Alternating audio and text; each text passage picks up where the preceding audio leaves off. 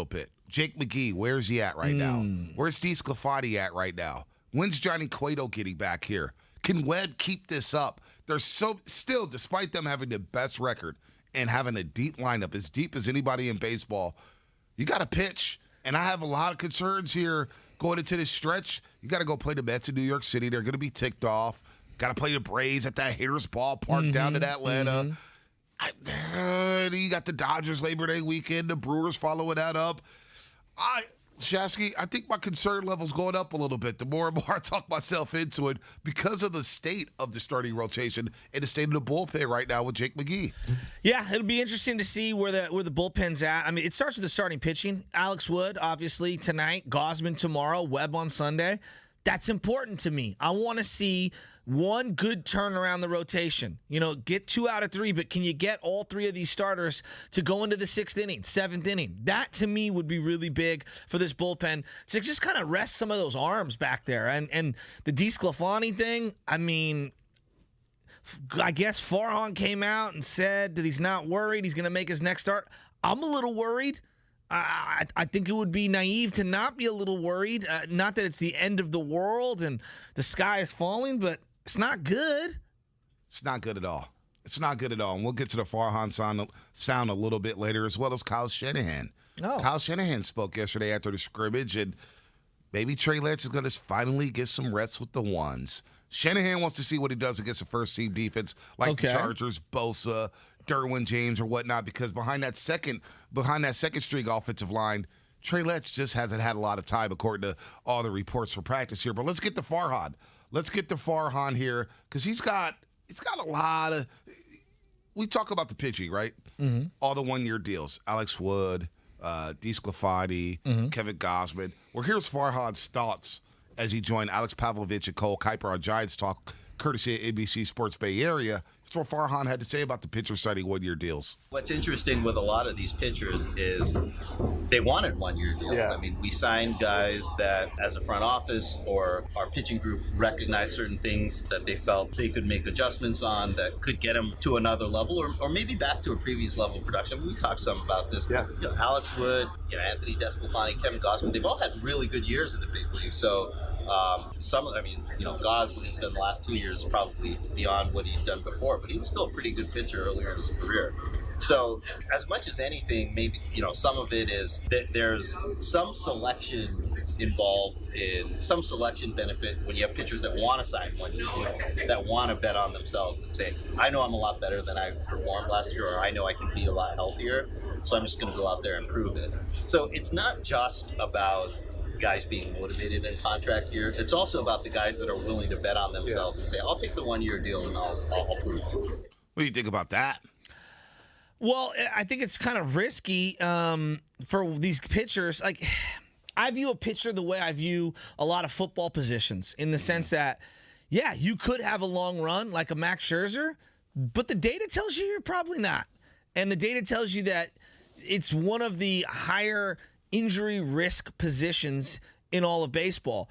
I love when people bet on themselves. I mean, you and I at very smaller levels have bet on ourselves over and over and over again. And it's been fruitful for us at times, and it's been bad also at times, So for every Gausman, there are a ton of Drew Pomerances out there who just continue to get the one-year deals, and you actually have to go out and prove it. And here's the other part. If you're DeSclafani, you sign the one-year deal, you're having a great year, and then you get hurt down the stretch. And although you've probably improved your standing and where you would get a multi-year deal with more money and stuff like that, it would be better to have that long-term deal, or at least a 4 or 5 year deal, because then you wouldn't feel the rush to have to get back into the rotation. I can see it both ways, I guess, is what I'm going with that. It's interesting. These guys would gamble, and look, they've gambled, and they're going to get paid. Gausman's going to get paid by somebody. DeSclafani will get paid by somebody. We'll see about Alex Wood. But this is what I found interesting in this Giants Talk with Pavs and Cole Kuiper, is that Farhan, as we sat here and riffed about possibly trading Crawford and trading Belt and trading Buster Posey, Farhan had different thoughts about that. He actually thought, you know what? maybe I could build around these guys. Every market, every team has a different situation. I think the recent history of this team, the expectations, the fact that we really believed in a lot of the veteran players that were on this team in 2019, guys like Belt and Crawford and Buster and Longoria and Cueto, and it was always our objective to build around those guys, and fortunately we've been able to find some pieces that have allowed us to do that. I was surprised when I heard that, like building around Buster, Crawford, and Belt. I thought for sure Farhan was thinking about, man, when I get the money off the books, now I can go out there and play ball and make my moves and put my step on the Giants. The fact that he was like, you know what? Buster, yeah, I know he's a little older. I know Crawford's a little older. But these are guys I can have in the clubhouse here and build around once the youngsters do get up. I was a little taken aback by that. I was like, wow. He had the vision of building around Posey and Crawford, where a lot of us fans, myself included, I was thinking, you got to trade these old geezers. Do you think he's armed with the results and he's saying that now? Do you think that the cupboard was so bare he had no other option? Or do you really believe him at face value? There could be a little something to he had no other option, right? What were you going to get for Crawford before the season? Right. What were you going to get for Posey before the season after sitting out in 2020? There could be some truth to that. But I do take Farhan as a guy saying, look, man, y'all talk about all these trades and how I should build my baseball team. I'm in the back of the war room with Scott Harris and company. We got our whiteboard. We know what we're going to do here. We have a plan. We're thinking for 3 years out. Maybe there is some truth to that. I was blown away by him saying that, saying our plan was to build around him because he said it before and we just didn't believe him. We basically called him a flat-out liar. Yeah, and what else is he supposed to say when these guys are under contract and they're, I would call luminaries of the organization? So, yeah, I don't know. I feel like he's armed with the results of, those guys having fantastic years, and I think it's easy for him to take that position. Farhan's been great. And whatever they've done with this staff and rejuvenating these guys, it's undeniable. You got to give the guy his flowers. But B, they got to finish this thing out. They got to. They're not at the end here. I mean, we're ceremoniously crowning them, and I'm having a great year. This is awesome. I want to win the division, though. Like, the Dodgers are right behind them. I was not worried 4 days ago. I'm very worried this morning. 41 games left for the San Francisco Giants. 2.5 up on the Dodgers. Over the next night, they play the A's, Mets, and Braves. Then they come back home, Shasky, and they get the Brewers and Dodgers. 7 straight between. So you go Atlanta, Milwaukee, Dodgers. I love looking ahead in the schedule of baseball. It's a disease of mine. I don't know why. I always look ahead. But this stretch coming up, A's for 3, Mets for 3, Braves for 3, Brewers for 4, Dodgers for 3. Can they hold off the Dodgers over these next 17 games? Like, these next 17 games, most likely is going to determine the division. Because you go into September, okay, you get the Rockies, you get the Cubs. They're done. Those teams are done. Then you get San Diego, who's going to be fighting for their playoff lives. Those 7 games against the Padres are going to be riveting. Oh, and then, by the way, the Braves come back out to the West Coast, and they take on the Giants. This schedule doesn't lighten up, man. So can they hold off the Dodgers? Like, right now, I'm telling you, man, I'm a little concerned. I'm concerned too, but I think they've earned the benefit of the doubt for this year for me to be optimistic. I think that they've, overachieved at every single level. And would I be surprised if the bottom fell out? I probably wouldn't, to be honest with you, but I'll be disappointed. I'm not going to lie. Like, both things I think are true for me right now. Like, I don't want them to have the bottom fall out, but I wouldn't be surprised. Right. But I'd also simultaneously be very, very disappointed because they've had a banner year, and I want to see these guys in the playoffs. I want to see Buster get one more shot at a ring. Imagine if they had to play in that wild card game. Oh, that would be such a letdown. That would be a letdown, right? I mean, big time letdown. I think anything less than an NLCS appearance right now would be a letdown. Wow, you got him winning the first round. I got him winning the first round, best of 5. I think anything less than an NLCS appearance after this year, for me, would be a disappointment. I want to see these guys in a best of 7 playing for a World Series appearance. I think they're good enough to do it, but you get to that 5-game set. Like, if you have to play that wild card game, now where do you go for the 1-game starter? Do you go Gosman? Do you go Webb? I mean, I feel like it's Webb right now. Is it a bullpen game? I go Webb, Wood, Gosman. Well, That's what I would do. This weekend, you're going to see Wood, Gosman, and Webb against the Oakland A's. Capriland, Benaia, and Montas for the Oakland A's. This is a good pitching matchup. What would you do? Now, I want to know. I want to go around the room here. I'm going Webb, Wood today. If the series was right now, I'm going. I had to shape my rotation: Webb, Wood, Gosman, and then figure out what happens. And maybe it's Cueto in Game 4. Oh my maybe gosh. it's DeSclafani because he's back. You want to talk about packing Tums at Pepto-Bismol. Well, I mean, he'd be my opener, as I say with Johnny with Cueto. quotes. What are you going with? What's your rotation? I'm starting with Gosman. Oh, you're going to give the ball to Gosman. I'm giving the ball to Gosman. I'm giving him a benefit of the doubt. Okay. I'm going Gosman. I'm going Webb. And then I'm going Wood. I would go Wood Game 3. So, okay, because the way I'm looking at this, if you're pitching Game 3, you're not pitching twice in the series. No, right? you're not. So I have to get Webb pitch right now. The way he's dealing, I have to get him twice in the series. That's the way I'm viewing it. That's a good point. You want Webb for a Game 5 and a Game 1, right? Wow, or even a 4, depending on travel. Ooh, right? None of these. Who has the most experience in this rotation? It's probably Wood and Cueto, right? It's absolutely Wood, then Cueto. Because I don't think Gosman pitched much when the Orioles were going to the playoffs. Like, he was awful then. No. He was awful. I don't think he was in the rotation. DeSclafani, I guess it's based on matchups, right? But do you trust DeSclafani right now? No. You know what I'm saying? Well, and the injury looms large. I think he's a guy that is a situational spot guy. Steven, pop on, because I know that you have thoughts on the rotation. What would you do right now if they were in a 5-game series? Well, as I was thinking about it, Bonte kind of stole my thunder there. That's exactly what I'd do. I'd go Gosman, then Webb, and then Wood as my 1, 2, 3. But look, man, as long as these guys, any one of them can give me at least, I'm actually, you know what, maybe the first 2 I'm going to need at least 6 from whoever the 1, 2 is, just so whoever they're playing in a playoff series doesn't see these relievers as much, doesn't see the bullpen as much. But I think Gosman and Webb would be those guys, and I think Wood can give you something as this in the 3 spot. What's crazy is that 5 years ago when they made the playoffs, it was like, can Bum go all 9?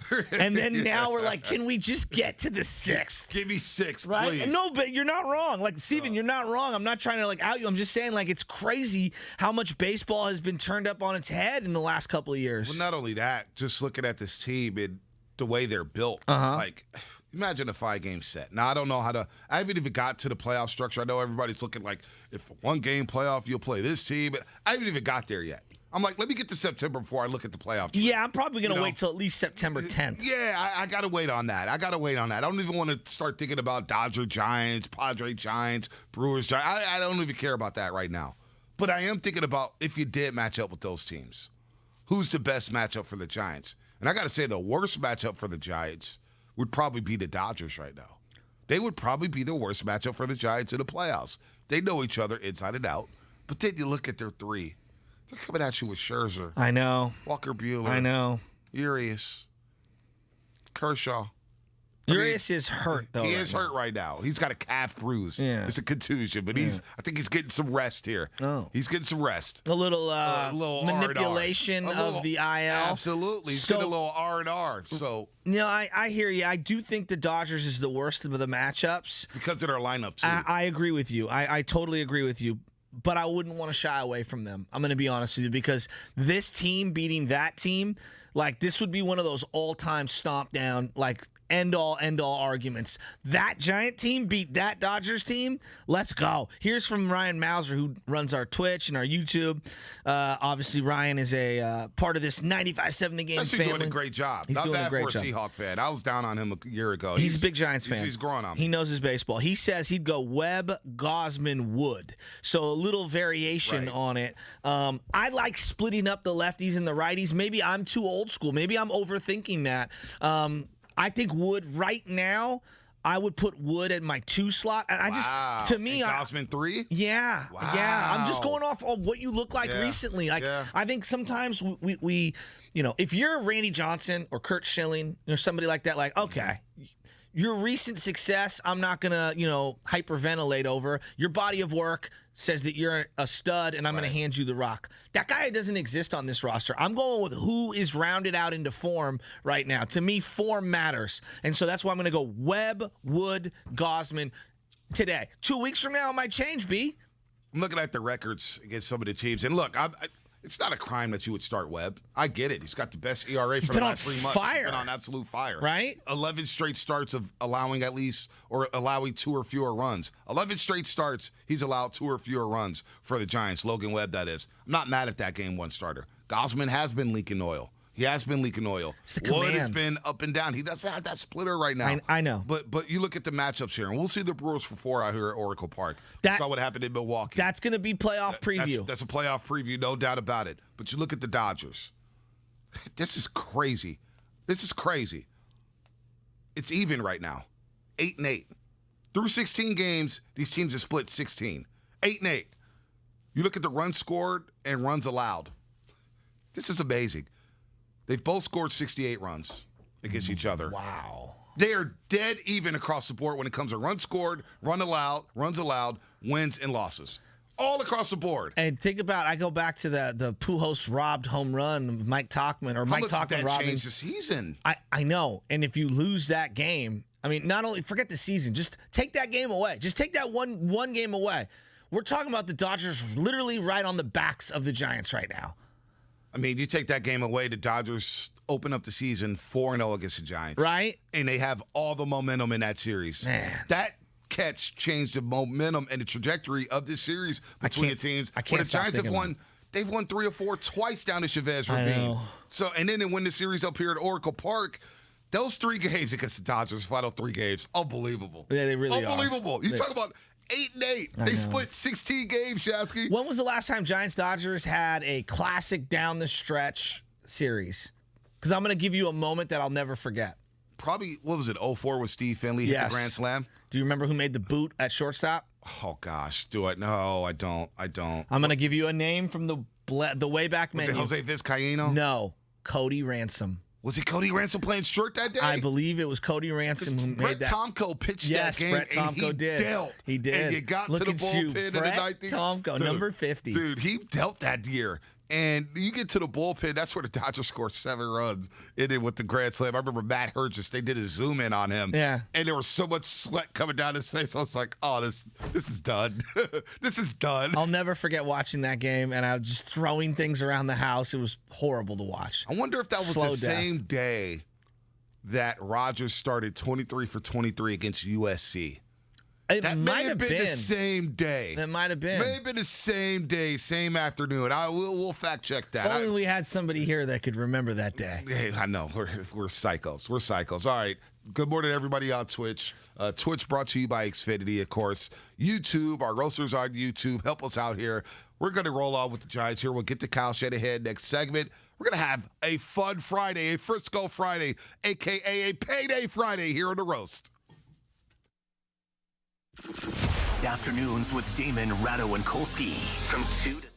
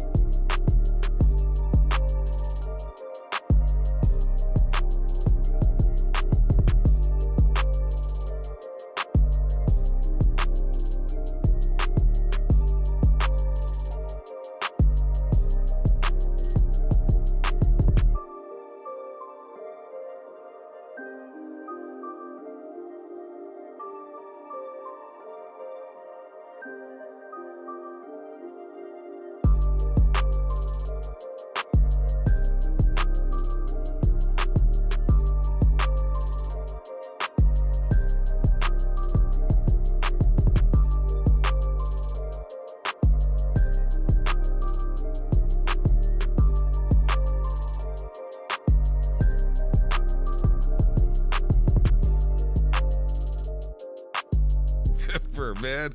But damn, that was 2 Saturdays, back-to-back Saturdays, where there was heartbreak for Bay Area teams against SoCal teams. Cal losing to USC down at the Coliseum, and of course the Giants losing to the Dodgers, where the Dodgers scored 7 runs in the 9th inning in 0-4. Bonds was sick that year. Yeah, let's give me off the top of my head. Steve Philly. Off the top of my head, 45 jacks, 132 RBIs, 232 walks, 374 average. Well, this year. In 2004. This game, he had 3 walks and 1 run. Okay, but got walked. give me his numbers for the year. Yeah, 0-4. Okay, I said 232 walks. I say 132 RBIs. Mm-hmm. I think 45 jacks, 374 batting average. This is off the top of my head. 1-1 something OPS. 45 home runs. 101 RBIs. Oh, only 101. But you nailed the walks. 232 walks. You saw no hands on the desk. 1 for 3. Let's not get too excited. 362 batting average. Okay, close. The OPS was over 1.422. That's ridiculous. This was what, It's one of the greatest seasons of all time. I remember being drunk one time, right? It's like 07. I'm living in the Sunset. Big Dog and I coming from the bars. Of course, I struck out all night. You know, we're at home, and I'm looking at like baseball cards, right? Yeah. And I'm looking at numbers. And I'm like, hey, Big Dog. I got like one eye open. I was like, do you understand in 19, like, it's so laughable. I was like, in 1990, Barry Bonds still 52 bases. He had 33 homers and 114 RBIs. He was like, yeah, what do you do in 04? Oh, man, he batted 362 while hitting 45 jacks with over 100 RBIs, and his OPS was 1.422. I mean, it's just laughable, dude. Like, the numbers here, 46 homers in 93, 123 RBIs, 336 batting average. Like, this baseball card is silly. It's just 7 MVPs. Like, just think... 7 MVPs. And one of them stolen from him by Terry Pendleton. And Jeff Kent. Well, 2. Well, Jeff yeah, Kent, the Kent one I'm okay with. Right. You know what I mean? It stayed in house. Yeah, I'm okay with that one. The Terry Pendleton one was absurd. It was absurd. Terry Pendleton. 45 home runs that year. Oh, Bonte, man. he was walked more than entire teams get walked know. over multiple seasons. 232 walks. Is unreal. That's unreal. But we went down this rabbit hole. Go ahead, Layford. This just reminds me of the tweet. This was like over a month ago, and this tweet went viral where someone tweeted out, dudes can literally just sit around and name old sports players and just have the best time. It's really the truth. I mean, it is. Felt attacked. Right? Right? This 5-year stretch. Is the greatest 5-year stretch in the history of man. 49 jacks. How about pip out 73 the next year? Yeah. 46, 45, 45. And he broke every walk record you possibly could. Every walk record. Over 300 batting average each of the 5 seasons. 306, 328, 370, 341, 362. Like, he batted 370 in 02. It's unreal. That was the year I was thinking about. It was like, which year did he bat 370? It's unreal. I just remember it being on the graphic with this mugshot or with his little picture. Yeah. And it was just like, the numbers wasn't real. It was like 370, 45 jacks. And what's interesting is that you could go back and look at some of Jerry Rice's numbers. Right. And they look very comparable Very to similar. that. Yeah, Yep. where you're like, no way. Yeah. And then you're going to do that one day with Steph Curry. Yep. Like, that's the crazy part about this. And, you know, we kind of got into a random conversation the other day where we were talking about Willie Mays. And Willie Mays is so beloved in baseball. You talk to older people, it's like, Willie Mays, Willie Mays. What did we think? Do you think the average person says Willie Mays is a lock top 5 baseball player of all time? I think so. Even Yeah. the young cats, Yep. wouldn't you? Yep. Is that being conservative? Yeah. No, I'd say for the most part they do because they also want to respect the game. And Yes. Willie Mays is one of the names that Okay. you know. You want to put him in that top 5 echelon. Okay. Is he more impactful to the game of baseball than the way we're going to view Steph Curry when it's all said and done? And I'm not trying to like ask like clickbait. Right. I'm being legitimately sincere here. I really think that we are going to look back at Steph very comparable to the way we look at Willie Mays, Barry Bonds, things like that. Like these dudes like come around once in a blue moon. I think that we're going to look at Steph Curry and say he had a bigger impact on the game of basketball than Mays had on the game of baseball. And I think people are going to look at you and say, you know what? That may be right. That may be right. When you look at the way the game of basketball is played, when you look at the impact he's had worldwide, giving shorter players in hoops saying, you know what? I got a chance to be an NBA player. Look at Steph.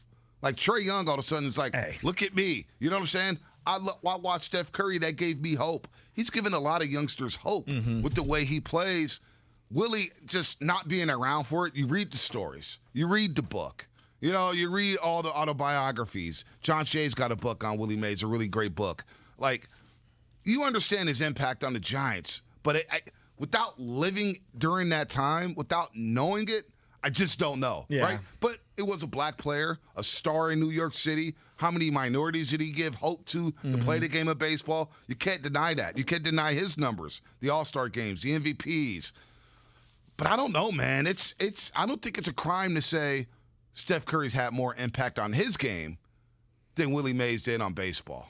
It's just so hard in basketball to crack that top 5, right? It is. Like, you know, you're talking about Kareem, you're talking about Wilt. He probably won't be top 5, Steph Curry, when it's all said and done. No, I know, but in but terms of impact, Agreed, but what I'm saying is like in baseball, it feels like the top 5 all time is pretty cemented. Wouldn't we agree? Like it's hard for someone to jump up in to that top 5. in baseball. Yes. So you have Mays, Babe Ruth, Mays, Bonds, I don't know if people put Bonds. DiMaggio. Do they put DiMaggio there? Frank Robinson, No, I don't Mel Lott, Hank Aaron. Hank Aaron absolutely should be in that top 5. Absolutely. I mean, you got Stan Musial. You got guys that are 24-time All-Stars. I know. You know? So that's what I'm saying. Like, Warren Spahn. But like Ty Cobb. Bonds is really the only guy in recent memory. We were ready to put Mike Trout there, and it's like, and this is what I kept telling him. I mean, Mike Trout's awesome, the greatest center fielder of all time. You've got to do it for 15 to 20 years. What Mays did for 15 to 20 years is like unbelievable. And it's just so hard when you're making the amount of money these guys make now and the way how hard they play. It's just hard to be incentivized to play that hard, that long in the modern era. Miguel Cabrera is a great example. Miguel Cabrera is one of the greatest right-handed sluggers the game has ever seen. Right. The last 5 years have been horrible. It has. It's been bad. Albert Pujols, his first 12, 13 years, is the greatest right-handed power slugging numbers that you could ever see. And the last 7 years have been horrible. 510, Ted Williams. Ted Williams, How can you forget absolutely. about Ted Williams? The splendid splinter, Yeah, absolutely. You can't forget about last Teddy man Ballgame. to hit 400. Yeah, you can't forget about Teddy Ballgame. Absolutely. It is tough to crack that top 5. But when we think about top 5 in the NBA, LeBron's in there. LeBron's in there. Right? LeBron's in there. Michael Jordan, James, Kareem Abdul-Jabbar, Wilt Chamberlain. That 5th is a revolving door between Bill Russell, Kobe Bryant, Hakeem Olajuwon, Tim Duncan. You can't sleep on Tim Duncan. I don't think Shaq. Tim falls into that 5, though, for most people. For most people, it doesn't. So is that more of a product of the NBA being more flexible and more of a young person sport? I don't think it's flexible, though. Like, that top 4 is you can't move them out. Like, Magic Johnson. Magic Johnson's a lot of people top 5. I love Magic. Larry Bird is right there. Like, Larry Bird ain't. No. LeBron took Larry Bird's spot. He did. I mean, let's call it what it is. Is Kevin Durant going to crack a top 5? I'm doubtful. I think he'll be in that top 10. I'm doubtful that he'll be in that top 5. I think the one thing that a lot of those guys, over time, they're now more likable. Like, we haven't even referenced Bill Russell. You know, you talk to the old crusty heads, and Bill Russell's the greatest winner in team professional sports ever. We don't even talk about Oscar Robertson. No, ever. Dropping triple doubles. So then when we look at the NFL, right, B, like Tom Brady, is he the greatest football player of all time? I don't know, but it's him or Jerry, right? Yep, or Jim Brown. Yep. Right? Those three are cemented in the top 5. Yep. Who else would round out that top 5? You got to go Joe Montana. I think Montana's absolutely. I think Montana's in that. Absolutely. He's in that. Absolutely. Absolutely. That 5th is where it gets tough. Okay. That 5th is where it gets tough. Like, but do you see where I'm going with this in baseball? Absolutely. Baseball, it feels like there are certain top 5 dudes who are never gonna come off that list. We didn't even bring up Pete Rose. I mean, Pete, come on, man. I mean, we didn't 4,000 hits, not 3,000. 4,000 hits. We didn't bring up, guys played all like 8 positions. Right. We don't bring up the great pitchers. Like Bob Gibson. Pedro. Pedro Martinez. Come on, dude. Frank Pedro's Maddox. not one of the greats, but in my money. Pedro was unbelievable. Well, Roger Clemens is up there. He's up there. I mean, come on, man. How many have 6 Cy Youngs? Yeah, he was ridiculous. Randy Johnson, big lefty. Once he got his control problems fixed, He was unhittable. I hate to say this, though. I'm taking Roger Clemens. My life on the Big line, game? I'm handing the rock to Roger. Roger shoved. Dave Stewart And he on lost line one. a lot of playoff Dave games. Stewart I know. on line one. But Roger was Dave ridiculous. Stewart on line one. Look, I just want you to look at his Houston ERA. Oh, I know. It was just sick. look at the Houston years ERA. Well, the Houston years where he wasn't even with the team half the series, Yeah. right? Where he would go home with grandma, Yes. chill out, go practice on the diamond behind his backyard. That dude, Roger Clemens, by the way, the most ridiculous thing I seen when he was getting ready for the season with the Yankees, and he's practicing at the University of Kentucky in his Yankee gear. Just random. It's like, dude, Roger, get over yourself, Hey, dude. But like this is the problem, and my brother's texting me in furious stuff right now. The problem with baseball, it's not a problem. It's just a lot of these guys served military time and still put up ridiculous numbers. Then the pitching numbers are so skewed. Walter Johnson, 400 career wins. What does Cy Young have? 500?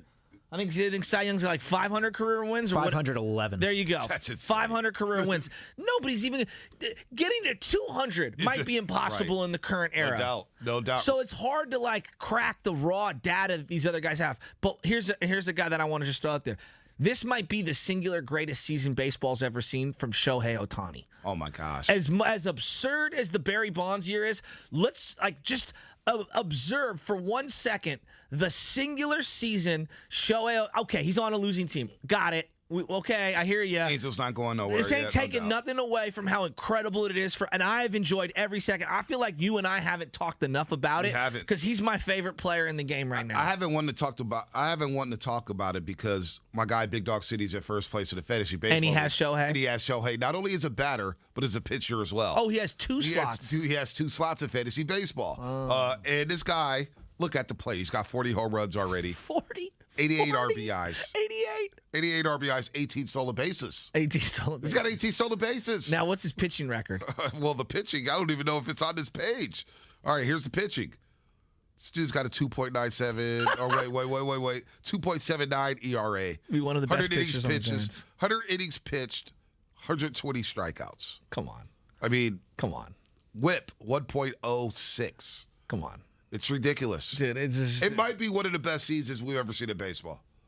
Oh, 100%. Trout's had some great years. 100%. Bonds has some great years. Bob Gibson has some great years. Yeah, but he's doing it on but- both sides. But like he's doing it on both sides. And, It's he's ridiculous. he is ridiculous. I didn't know the 18 stolen bases. Damn.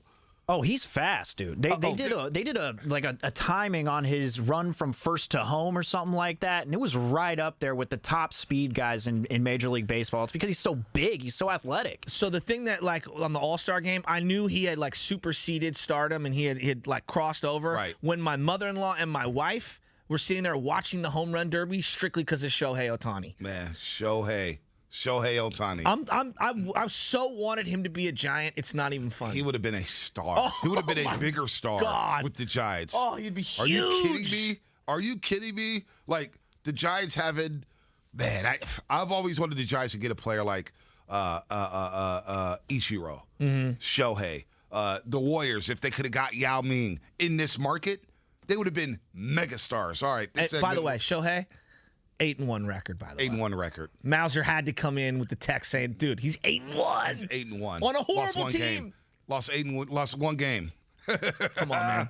All right, this segment was presented by Golden State Lumber, open from 6 a.m. to 5 p.m. Monday through Friday with some locations open on a Saturday. Visit GoldenStateLumber.com for more information and what's coming up on the game. Brought to you by Vote Safe California. Let's get into some football. Let's hear from Kyle Shanahan down in Costa Mesa. We got a start-studded guest list coming up here as well. Californians can return their recall ballots through September 14th. Just put your completed ballot in the postage-paid envelope. Sign the back and return by mail at a drop box or in person. Learn more at vote.ca.gov. And as always, Money Roast brought to you by Xfinity on Twitch.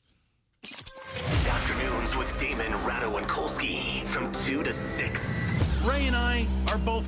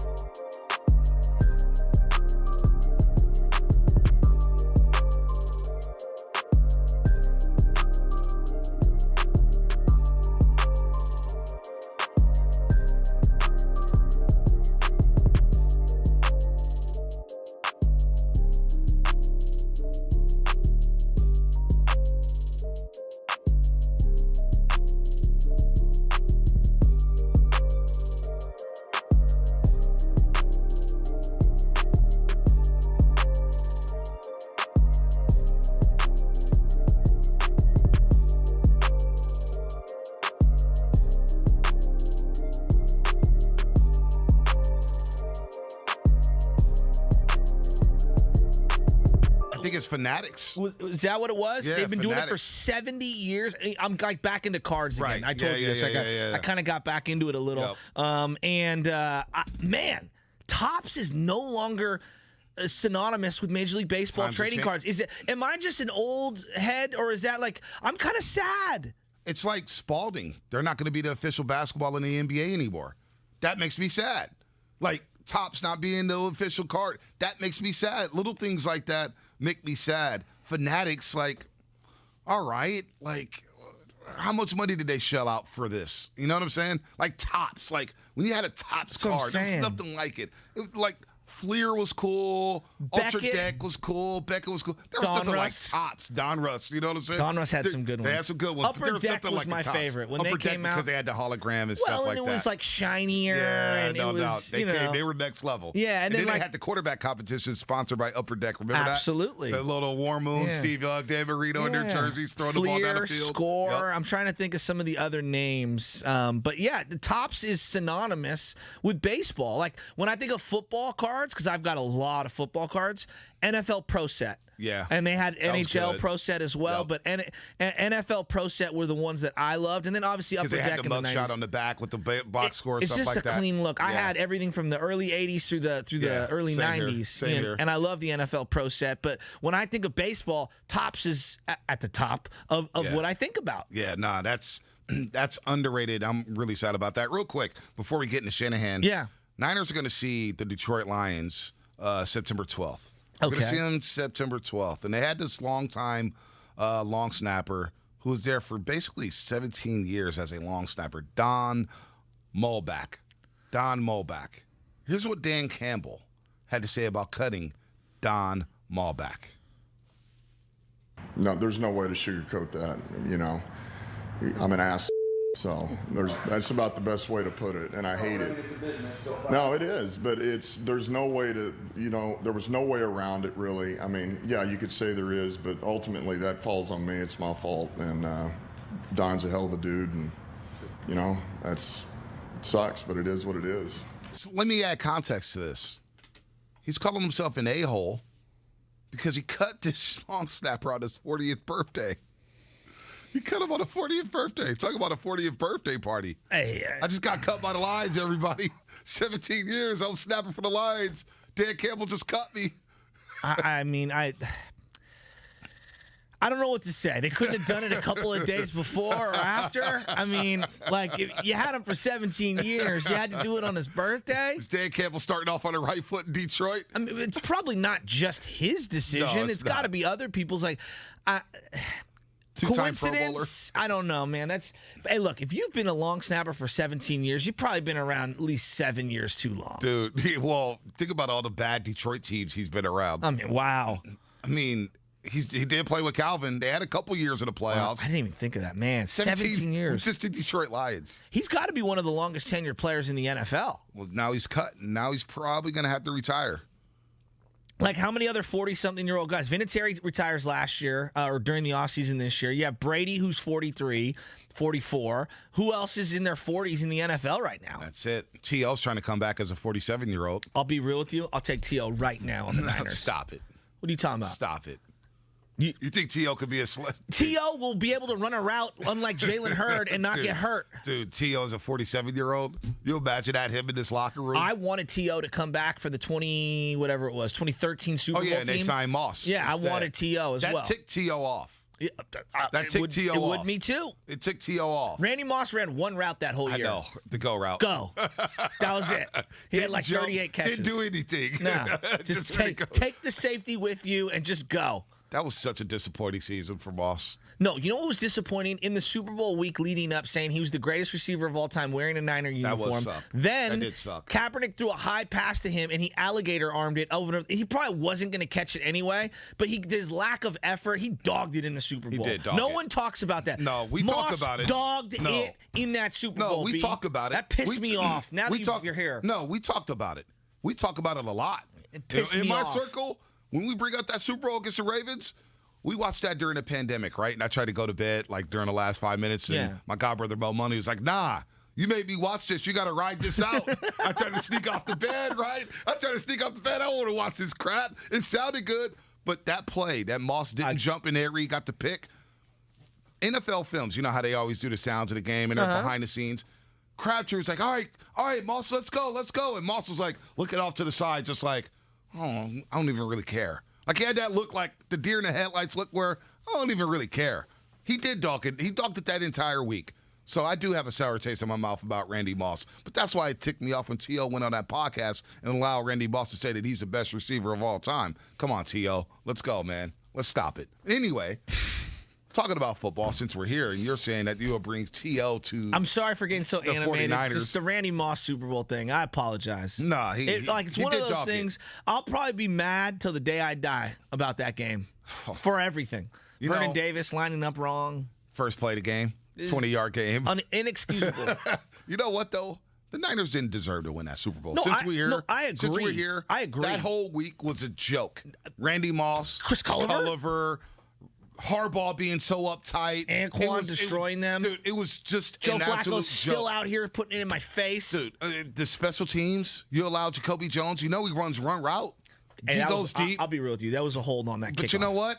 We knew going into that game that Jerome Boger was going to be the lead official. And I give Mike Florio this. I remember he came out with an article. He said, officials are ticked off about this crew coming up in the Super Bowl. This is the worst crew that you could possibly have for the Super Bowl. Florio said that? He had it in an article. Jerome Boger or whatever his name is. Yeah, you know who he is. I remember Jerome Holding offense. 10-yard He'd be penalty. smiling. And he's always smiling, like throwing a flag. It's just like, dude, stop smiling, man. Just call a damn penalty. But there was a scrum in that game.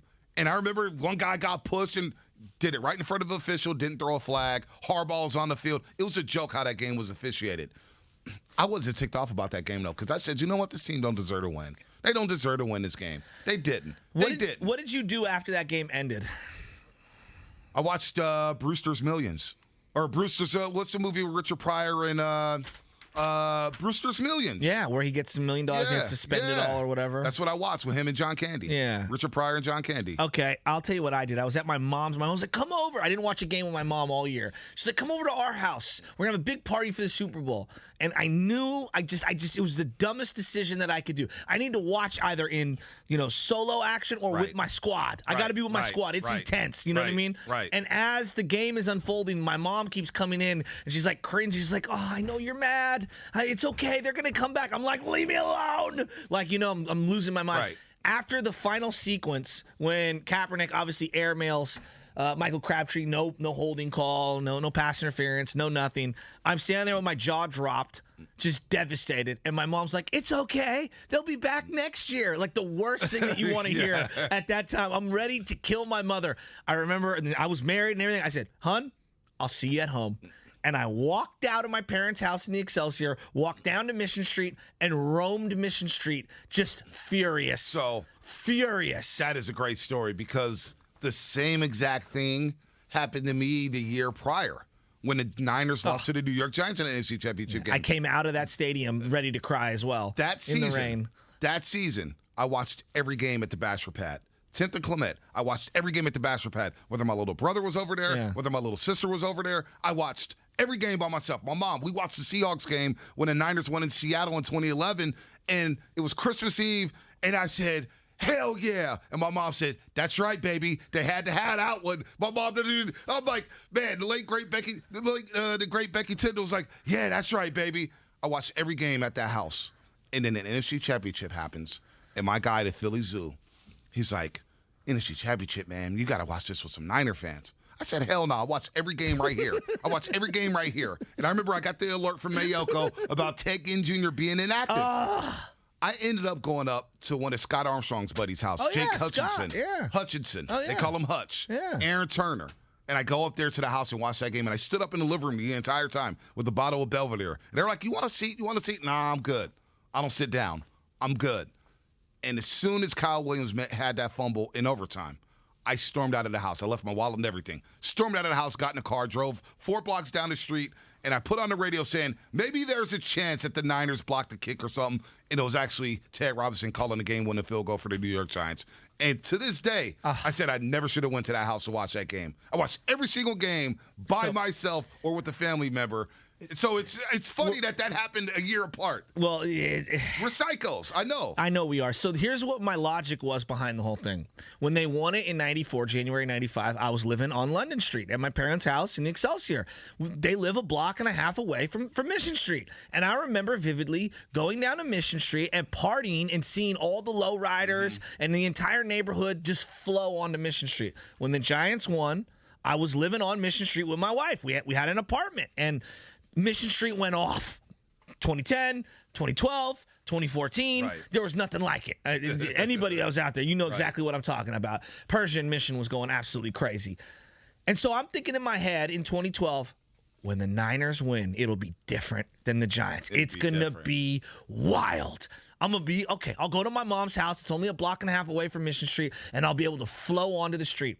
I prematurely celebrated, and it was a horrible decision. The fact that I allowed myself to think and believe that this team would actually win that damn Super Bowl. To this day, I can't look at Harbaugh. I can't, the other Harbaugh, the brother. I can't look at Flacco. I can't look, even Anquan. I love Anquan. Yeah. It just... Dude, I mean, watching that game. It makes me so angry. Dude, the Giants lost to me. And the Seahawks lost in the NFC title games were the most devastating. The Giants, no doubt. The Giants NFC championship. My sister Brittany, it was her birthday the next day, and it was the first day of school at SF State. I literally walked to class with some pajama bottoms on and a hoodie. 30 minutes late, grabbed the syllabus and walked out. And the teacher was like, "What's your name, sir?" Bonte Hill. I'll be back Wednesday. Exactly what I did. It was her birthday. She goes, "I got to call you to get you to wish me a happy birthday." I was downtrodden, dog. And I was just like, I shouldn't have went to freaking Hutch's house and watched that game. I would not. Seriously. You and I were here for the Super Bowl 2019. Oh, my gosh. And it was so close. We were so close. And I was devastated. I kind of get this feeling. I don't know why, but I feel like the Niners have entered the Giants zone where they almost feel cursed. No, honestly, they almost feel cursed. Yeah. And I'm like, they're never going to get it. They're only going to get right on the brink of it and then break my heart. And I see Shanahan, and he's so sly at the podium. And I love Shanahan. I love Shanahan. I believe in him. I do. I believe in him. I believe in Shanahan. And I don't think that we give enough credit to getting as far as they've gotten to the Super Bowl, both with Harbaugh and with Shanahan. It takes a lot to just get to an NFC championship game, to win it, to get to the doorstep. And I'm just like, dude, they got to get this quarterback thing right. I know we're going to talk about Trey and Jimmy, but all I keep thinking about in my head is if they miss on, I don't think they're going to. I think Trey's going to be awesome. But if they miss on Trey, they're blowing everybody out, and they're starting back again from square. I know. My mind has gone there right every single day with this Trey Lance situation.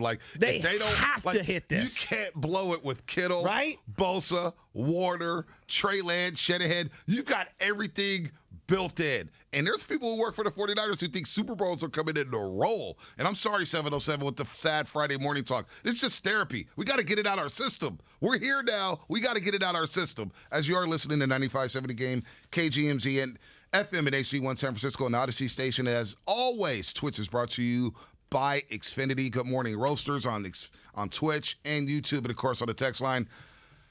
It does feel like it's been since 1994 since they won a Super Bowl. You know what? And growing up, I don't even want to hear about 94 anymore because it makes me angry. Dude, makes me angry that it's been this long. Think about growing up knowing that it was Super Bowl or bust. Yeah. Legit. Every Friday at school was red and gold day. Every Friday. You know why? Because the Niners about to whoop up on somebody. Blowing them out. 13 wins minimum during the season. So these Super Bowls that they lost with Harbaugh, getting that close, and then the Super Bowl against the Chiefs, we're all right here. And that 3rd and 15, I'll never forget it. I was talking to myself, Shasky. I was talking to myself, and I was on the edge. Because, I like to lean back and chill during the game. I got my notepad. Not you. I'm chill, and I'm lean back, but I don't say anything, right, Shasky? You see my demeanor during the game. I'm just locked in, and I'm just I'll get up every now and then when Mosley dipped Cooper Kupp, and I was like, all right, let's go. That 3rd and 15, I scooted up on my seat. I said, this is the play. They get this stop. They're winning the Super Bowl. And when Mahomes took 20 steps and dropped back and hit Tyreek Hill, I said, oh, boy, it's never easy. It's never easy. So we'll see. When Quan Alexander dropped that interception, can't believe we're here. I almost fell down. It's Fred, I can't believe we're here. We're just sad. What was that time we were here at the studio watching a Niner game and you almost broke something in the back?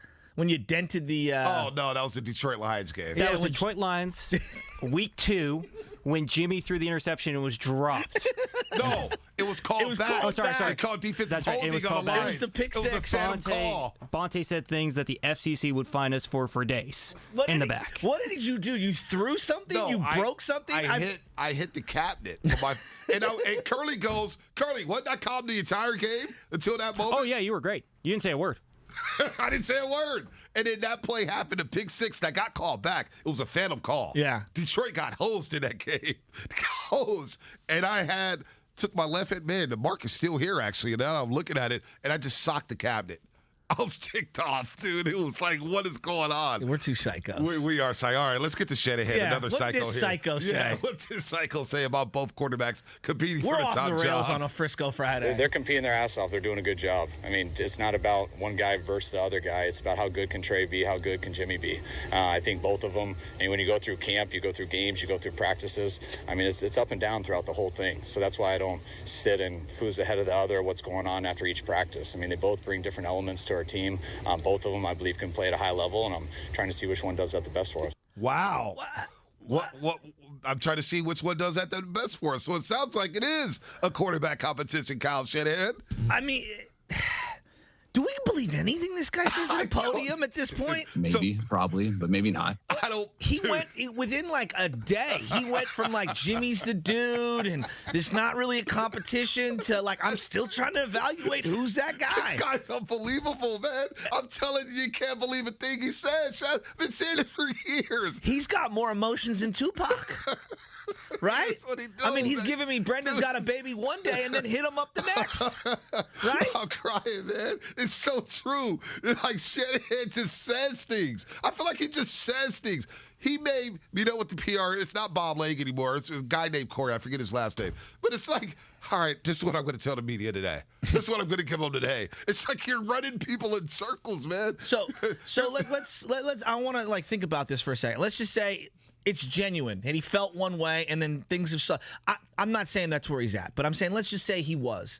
Do you think seeing Herbert on the field, and I told you him being so damn big and large and impressive and got an unbelievable arm and seeing him, do you think that maybe is this is the resistance to the temptation that I've been talking about, where maybe you see that and you're like, well, I got a guy who can do some of those things and I got to get him out on the field. Like, forget the Jimmy element of this, more the let me show the Chargers what I have. Not that they're going to rush this guy to play week 1, just him wanting to kind of show the Chargers like, I got one of these guys too. I think he was talking with the Chargers coaches, and they probably went up to him and was like, man, I throw by Lance last week. He's like, yeah, man, these guys are doing it in the training camp. And he probably had that smile that he always has where he's like, yeah, and you know how Shanahan likes to hold the football like a running back, and he's probably sitting there switching the ball in one arm and the other arm, and he's like, yeah, that throw, man. And you got a guy like that too, right? Justin Herbert. Tell me about Justin. There may be some talks about that. However, the big discussion around here is Trey Lance. Is he going to get reps with the ones where here's what Shanahan had to say about that. I'd like him to get some reps with the ones eventually, kind of reevaluate that after each practice, and not just so he can get with our ones, but also so he can go against some the one defense and stuff. So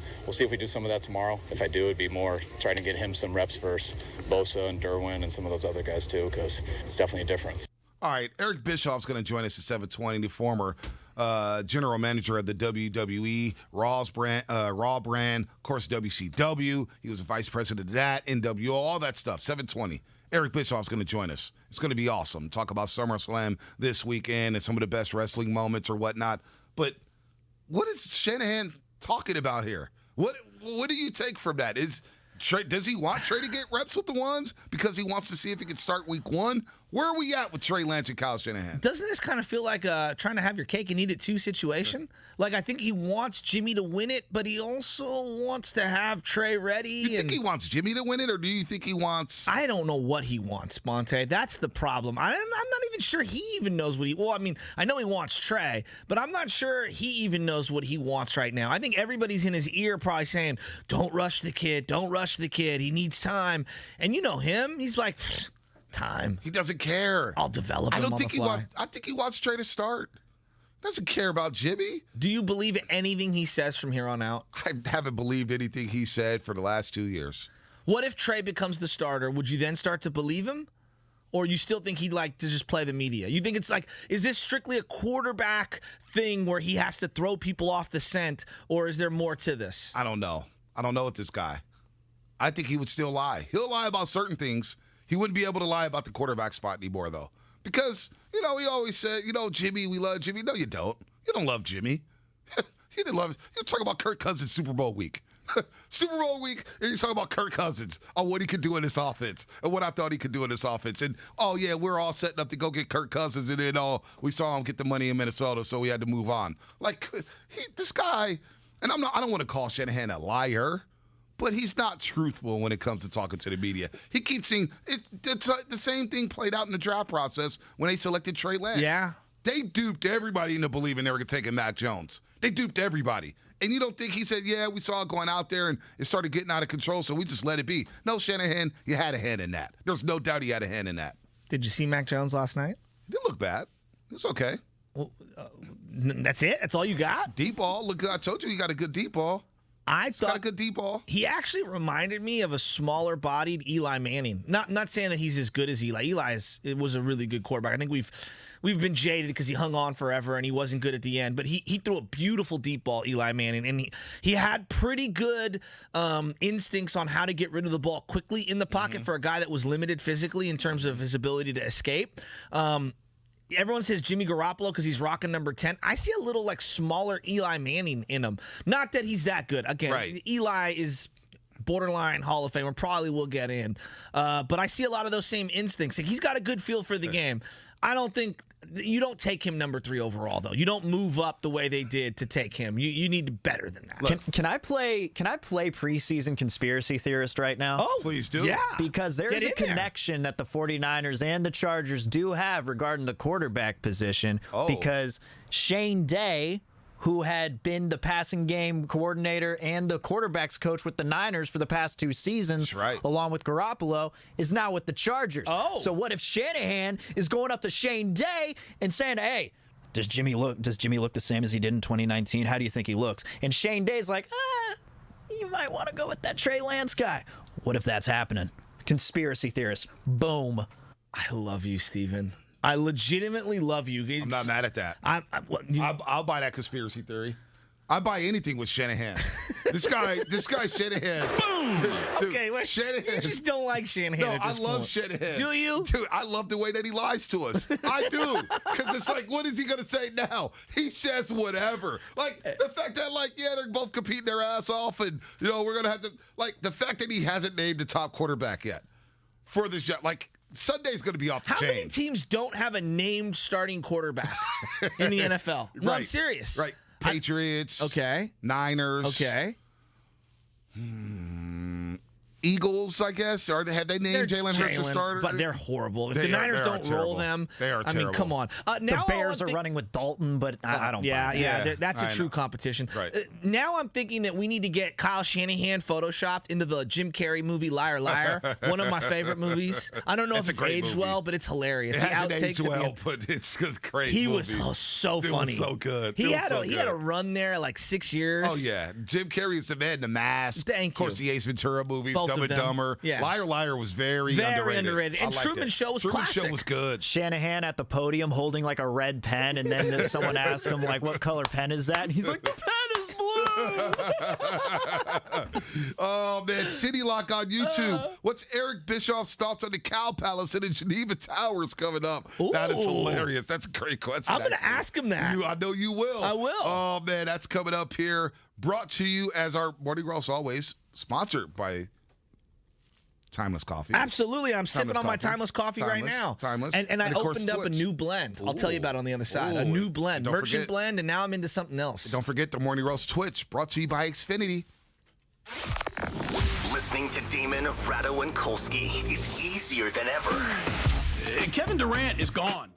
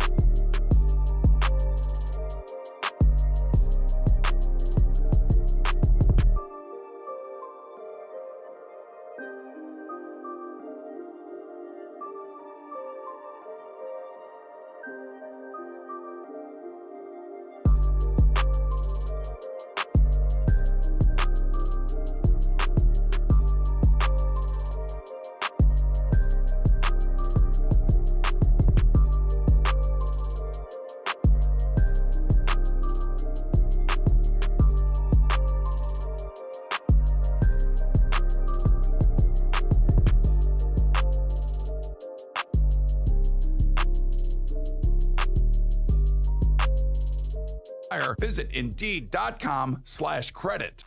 I'm back, and I'm better than ever. Now, back to the Morning Roast, presented by Timeless Coffee with Fonte and Shasky. You know what this is? Come on. Eric Bischoff, baby. Writer, producer, co-host of the 83 Weeks podcast. Of course, that's his podcast. WWE Hall of Famer. Legend in WCW. Legend in WWE. Had the classic match with Shane McMahon, Shane O'Mac. Eric Bischoff will join us in moments here as we get ready for SummerSlam. You watch the SummerSlam tomorrow night? A lot going on. You got SummerSlam tomorrow night. Got the Pacquiao fight, even though it's not against Errol Spence. It's against a backup because Errol Spence has a torn retina. Of course, you got a lot of preseason football. So I've got a big-time tag team match myself going on Sunday. It's me and my cousin, JP Money, versus my brother and one of my cousin-in-laws, if you will. Big-time golf matchup. So I went down the tag team rabbit hole last night looking for different, walk-in musics and things like that. And you know how YouTube is. Right. You can't just click on one video. No, you can't. So I just started clicking and clicking and clicking and clicking and clicking. And I went down the WWE, WCW rabbit hole. And somehow I found my way to one of the great matches of all time, John Cena and I believe it was Batista. And they were both in a King of the Ring. Right. And he's supposed to throw John Cena over the ring. And I'm listening to the backstory and come to find out, Cena was supposed to lose. Mm-hmm. And they both went over the top turnstile at the exact same time. And here comes Vince coming to run out because no one knew what to do because they kind of screwed up the move at the end. And Vince comes flying into the ring and tears both his quads, and he's just lying there. Well, I remember watching it live, and I'm thinking, what the hell happened to Vince? He's just lying there. He tore both of his quads. I mean, I hate laughing, but it was just like you watch the video back, and I don't know how this man did not break character. It's unreal. It's an art. It's an art. Another guy who didn't break character was Eric Bischoff. Is he there? Who joins us right now, writer, producer, co-host of 83 Weeks with Eric Bischoff podcast. Of course, he's a WWE Hall of Famer, and he was our architect of the WCW. I don't care. The rise of the WCW had Eric Bischoff's fingerprints all over it. And when you talk about tag team music, how can you not go with the Harlem Heat? Eric, good morning. You're on with Joe Shasky, the Butcher, and Bonte Hill here in San Francisco on 95.7 The Game. How you doing this morning? I'm doing great, but damn, you guys are wide awake. I'm envious. We are rolling right now. We get up at about 4 in the morning, and we are hyped up, man. We get some wrestling promos going on, some music or whatnot. And SummerSlam is this weekend, so we're going down memory lane of some of the greatest matches, tag team matches, SummerSlam matches, some of the greatest matchups of all time. But let me start with this, because you had the ability to draw in athletes from the NBA, from the NFL, from baseball. If there was an athlete right now you could draw to wrestling, who would that athlete be? Wow, that's a tough question. Right off the bat, we're coming in here. We're coming in hard here. I think I'd bring in Tim Tebow. Wow. I think we'd have fun with Tim. Wow, that's a good one. That's a really good one. Eric, I'm a big fan of your work and just everything that you've done for the industry and the genre as a whole. But one of the things that I associate you with is the whole NWO thing and turning Hulk Hogan, the greatest, all-time good guy, into the worst heel of all time, who eventually got won over by the audience. I'm thinking here, if there was a guy like Steph Curry right now, could you make him a heel? Because he's such a good guy. Well, how would you even go about making someone like him a heel? I mean, it's really a simple formula. You take a guy like Steph Curry, who has so much goodwill with his fan base and such a popular character. He just got to do some dirty deeds, turn his back on his fan base and make fun of them and tell them what schmucks they were for buying into his good guy Steve Curry stuff. And you could turn that around in about 1 minute and 45 seconds of live mic time. So, Eric, you bring up Tim Tebow. And because I thought you were going to say George Kittle. George Kittle's a big wrestling fan. He loves it. Maybe the Bosa brothers. They'll be a great tag team tandem, the Bosa Bros. But Tim Tebow, would he be a good guy? Would he be a heel? How would you market? No. You got to bring him. You got to bring him in as a heel. You got to bring this guy in, Tim, and talking about, he's a Heisman Trophy winner. He's the greatest professional athlete in the NFL's history. And he can come out and talk about all of his accomplishments and how he was too good for the NFL. And he's going to make he's going to stake out his territory in the world of professional wrestling. I think that would be instant heat, and that's why it would be so much fun. Eric, I'm going back to just the iconic moments that you guys had with Dennis Rodman, for example. I don't know if you were watching The Last Dance, but him missing practice seemed to be a pretty big deal. They had no idea where he was, and there he is. In the ring for you, wrestling. Did you know the whole time that was going to go down like that? Is that just who Rodman is? Yes, I knew the whole time. I was excited. It would be very controversial. It would get a lot of press, and guys like you would be talking about it on your morning shows, and when people are talking about the NBA and the playoffs and the Bulls and all that. So yeah, I was excited about it, but I was pleasantly surprised. in a great way. Who was the better wrestler, him or Karl Malone? That's a good question. Karl took it much more seriously. Shocker. No, but here's the deal. Dennis was so natural. Dennis had the equivalent of a photographic memory when it came to wrestling. You could show him a sequence of moves or a single move. You could show it to him one time, and he could go out and execute it.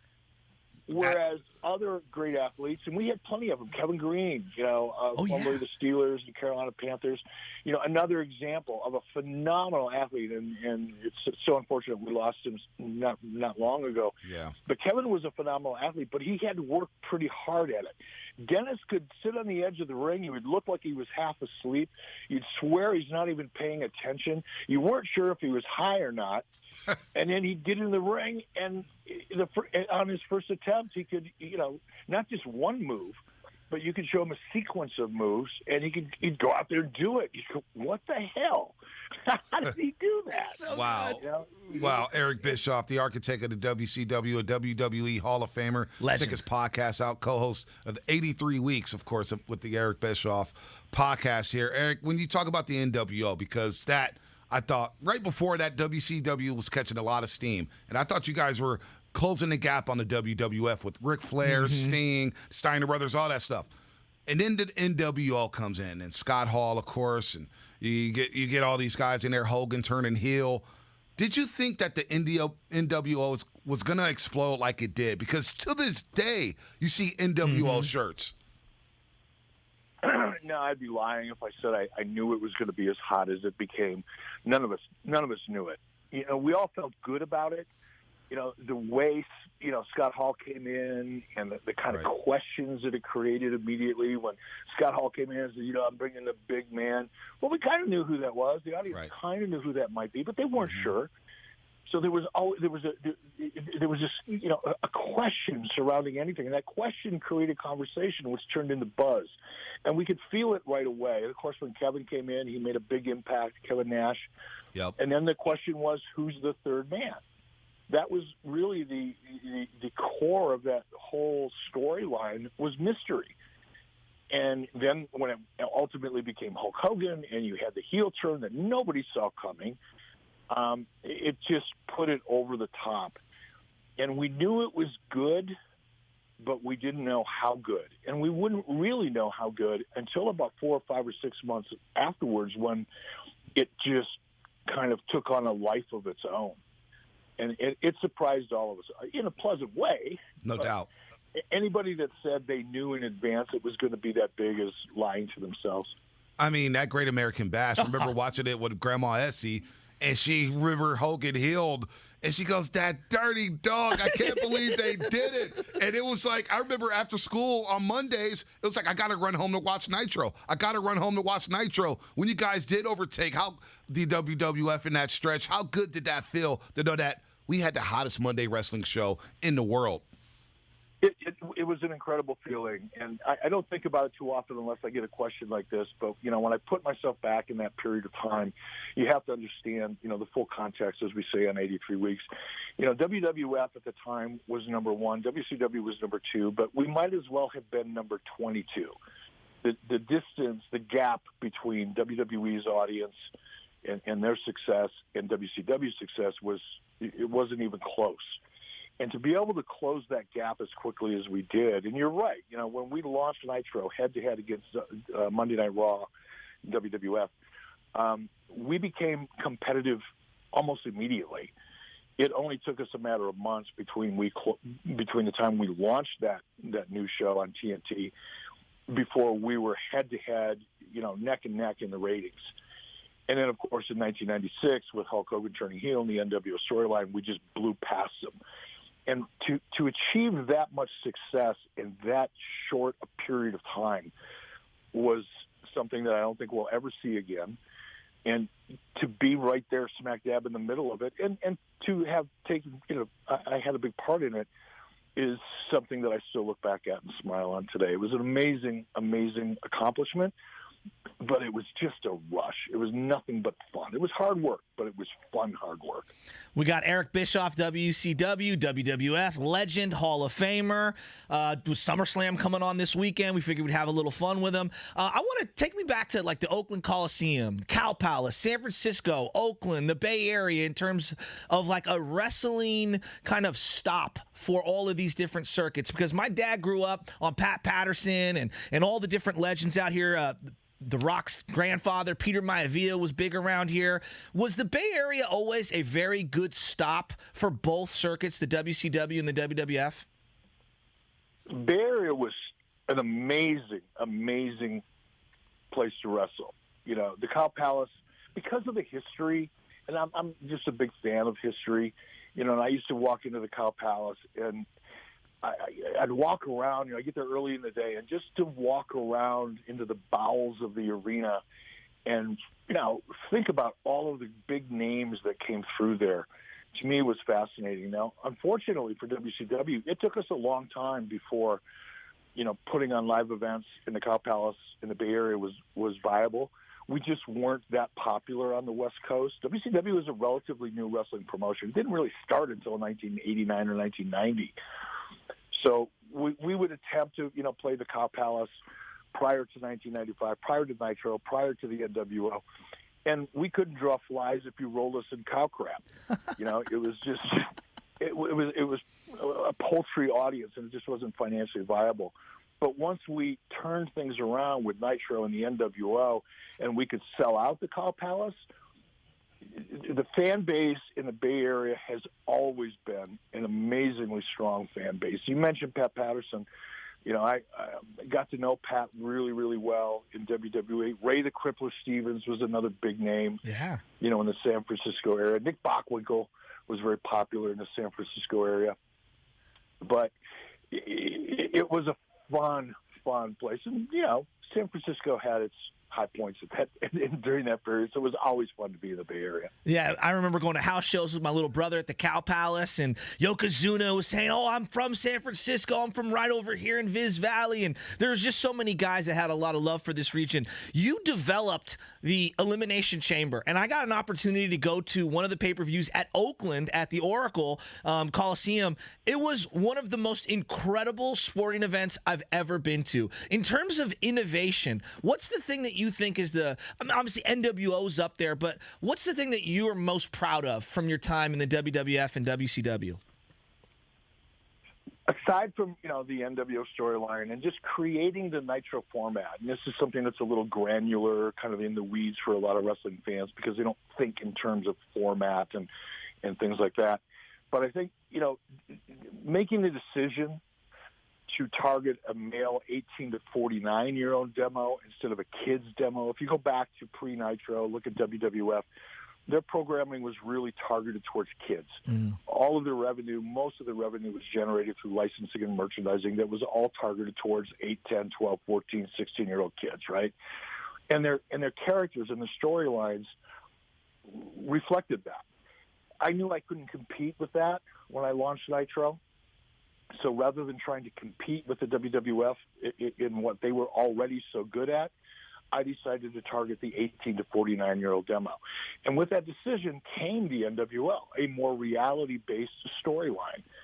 But if I put that off to the side, because that's the most obvious thing, I think the Cruiserweight division, which we're still seeing the manifestation of today. You know, you look at so many of the big names today. You look at AEW, you know, a lot of those guys don't weigh 200 pounds. Yeah. Right. And it's because of the excitement and enthusiasm that guys like Rey Mysterio, he was so Jericho, who was part of that, Eddie Guerrero, Yeah, Eddie Guerrero. the luchadors we brought in from Mexico, you know, a lot of the Japanese talent that we brought in on a regular and a consistent basis and made them a part of the storyline and not just an attraction every once a year or twice a year. That Cruiserweight division changed the wrestling industry in ways that we're still seeing and enjoying today. The Hurricanrana. Oh, my God. I loved Rey Mysterio. I did love Rey Mysterio Jr., no doubt about it. Eric Bischoff, architect of WCW, WWE Hall of Famer here on the Morning Roast. We'll get you out of here with this one. What's your favorite matchup? Because a lot of people still talk about your matchup with Shane O'Mac at SummerSlam. Is that your favorite matchup in the ring? You know, I felt bad I had to beat Shane badly in front of his own family, you know, on worldwide pay-per-view. It was bittersweet for me because I'm a competitive person by nature. I knew I'd manhandle Shane. I knew it really wouldn't be a big challenge. But to do it in front of his family, you know, it was a little tough on me deep down inside. But the competitor in me, you know, took over, and I did what I had to do and beat Shane like a drum. And then I went home and, you know, had a margarita and sewed up the back of my head from that bump I took at the table when he came off the top rope with an elbow drop. But, you know, it was like all warriors, you know, it was a wound well worth it. Shane Mack is just one of the all-time, my favorite characters of all time. Like his music, his intro, the way he'd like bounce around at the top of the stage. Like, did he know that he was going to become so popular? I don't know if he knew it or not. I love Shane McMahon. You know, he's a great, great guy. I miss him. I love working with him. I love hanging with him. He's just he's a positive, upbeat guy, and I love working with him. But I don't know if he knew he was going to become as popular. I don't think he was surprised because he was passionate. He has a lot of his father in him, you know, in terms of aggressiveness and his approach to things. But he has a much different personality than this. He likes to have fun. Right. You know, Vince is pretty much all business. I'm sure he does like to have fun. I've just never seen it. Right. But I'm sure some have. So how is your relationship with Vince? Yeah, what is it? What's that? What's your relationship with Vince? Yeah. Oh, I like him a lot. I have a ton of respect for him. We're, you know, I'm not going to say we're friends because I consider a friend someone that I spend free time with and hang out with every once in a while or have dinner with or a beer, whatever. We don't have that kind of a relationship, but a ton of respect. I admire him. I enjoyed working with him to a degree. There were some things that drove me batshit crazy. Whoops, sorry about that. You're all good. You're all good. You're all good. Some things that drove me a little crazy, but how do you not respect a guy like Vince and what he's overcome throughout his whole life, really, if you learn about him? Not only did he overcome a lot of things that most people couldn't or wouldn't, but to overcome it in such a monumental way, how do you not respect a guy like that? I'm not capable of not respecting Vince McMahon. So, you know, John Cena is somebody I've struggled with over the years in terms of like I just don't feel him. You know what I mean? I just never really liked him. Tomorrow, he's on the card. You know, it didn't connect to me, right? And I get that it's not for everyone, right? That's the whole beauty of wrestling in general. Who's the guy that got over on the fan base, but it was someone you just never really understood? Oh,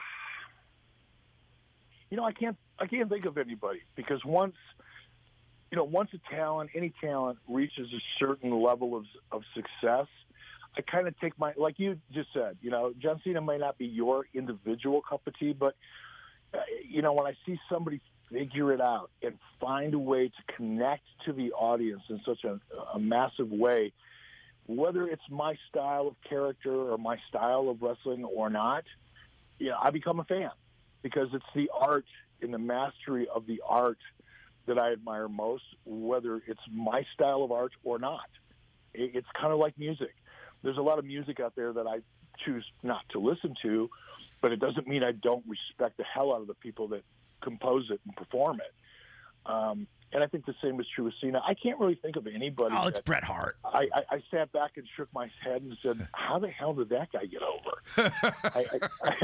I can't think of anybody, honestly. Wow, Eric Bischoff here on the Morning Roast with Joe Shasky, the Butcher, and Bonte Hill. And I'm glad you're friends with Jim Ross, according to a lot of people out there talking. And we enjoy seeing you on some of these wrestling documentaries, man. I enjoyed the Booker T one. I enjoyed the Steve Austin one. All these documentaries. So, Eric, enjoy SummerSlam. I'm sure you'll be watching, man. Take care. Thanks for the so memories. much for joining us, man. We love you. Yeah, thanks for the memories over the years. Hey, you guys, thank you very much for the invite. Enjoy your time in the Bay Area, and hope to get back out there soon, man. Hell yeah. Absolutely. Eric Bischoff, architect of WCW, WWE Hall of Famer, and, of course, co-host of 83 Weeks with Eric Bischoff, with his podcast, 83 Weeks, of course. WWE Hall of Famer Eric Bischoff talking about some of the memories there. Vince drove him crazy. That's what you wanted. How about him saying Tebow was the guy that he'd go after? Tim Tebow. I mean, that's actually genius marketing by them. I mean, he didn't even blink.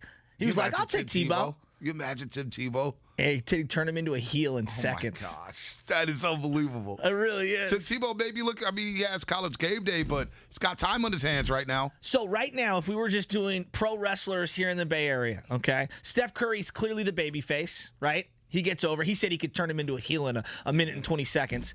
Is Draymond the heel right now, this morning? Oh, Draymond is definitely the heel. Right? Draymond has gone Hollywood Hogan. Draymond's a big time. I don't even know if he's Hollywood Hogan. Is he Macho Man when he started disrespecting Miss Elizabeth? Is he Ric Flair? Like, is he one on everybody? Is he Lex Luger? Like, who is Draymond Green?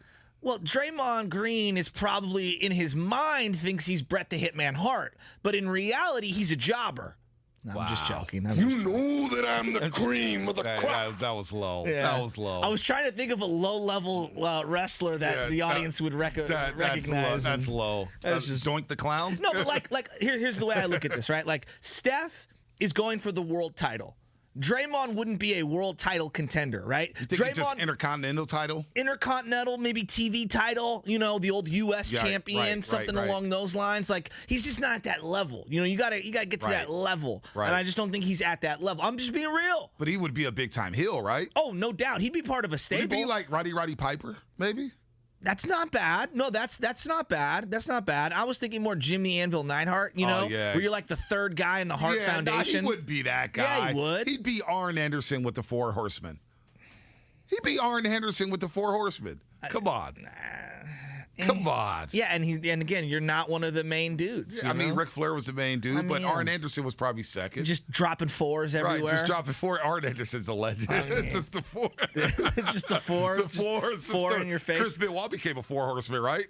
Let's not talk about Chris Benoit. Let's not even go there. I'm sorry. I apologize. Yeah, no, it's okay. I apologize. It's okay. Oh, man. 888-957-9570. That was fun. SummerSlam, baby. Anybody into SummerSlam these days?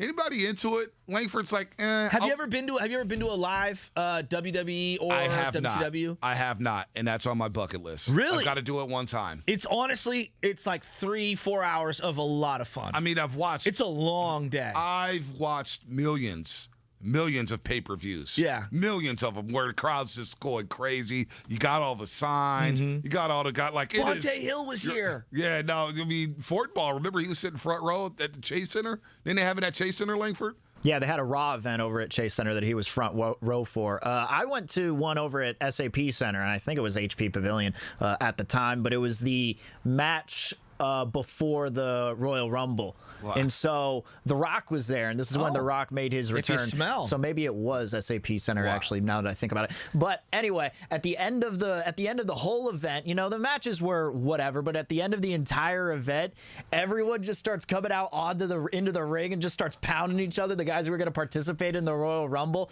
like a little preview, and there was no control over it. Then The Rock just comes in at the very end, just starts beating everyone up and throwing everyone out the ring, and at the end it was The Rock, the last man standing. It was pretty awesome. I'm looking at the text line right now. What's it saying? Did they enjoy that?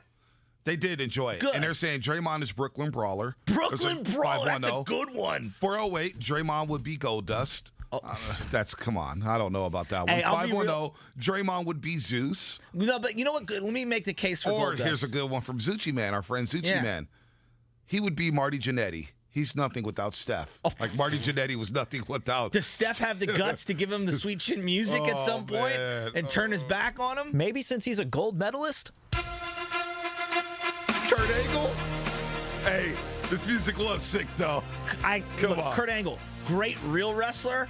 I hated him. I did hate as Kurt a Angle. normal wrestler, like But a you pro know wrestler. what, though? He was a great heel. No, that's what I'm saying. Remember I he hated came it. I out was with like, the oh my flag? God, get him out of You know here. what I'm saying? He always wore the gold medal. The neck just The popping. neck just popping By the way, down, I man. wanted to see him take out Goldberg at one point. I did, too. Let's go to Antonio in Oakland real quick. Antonio in Oakland, what's happening, man? You're on 95.7.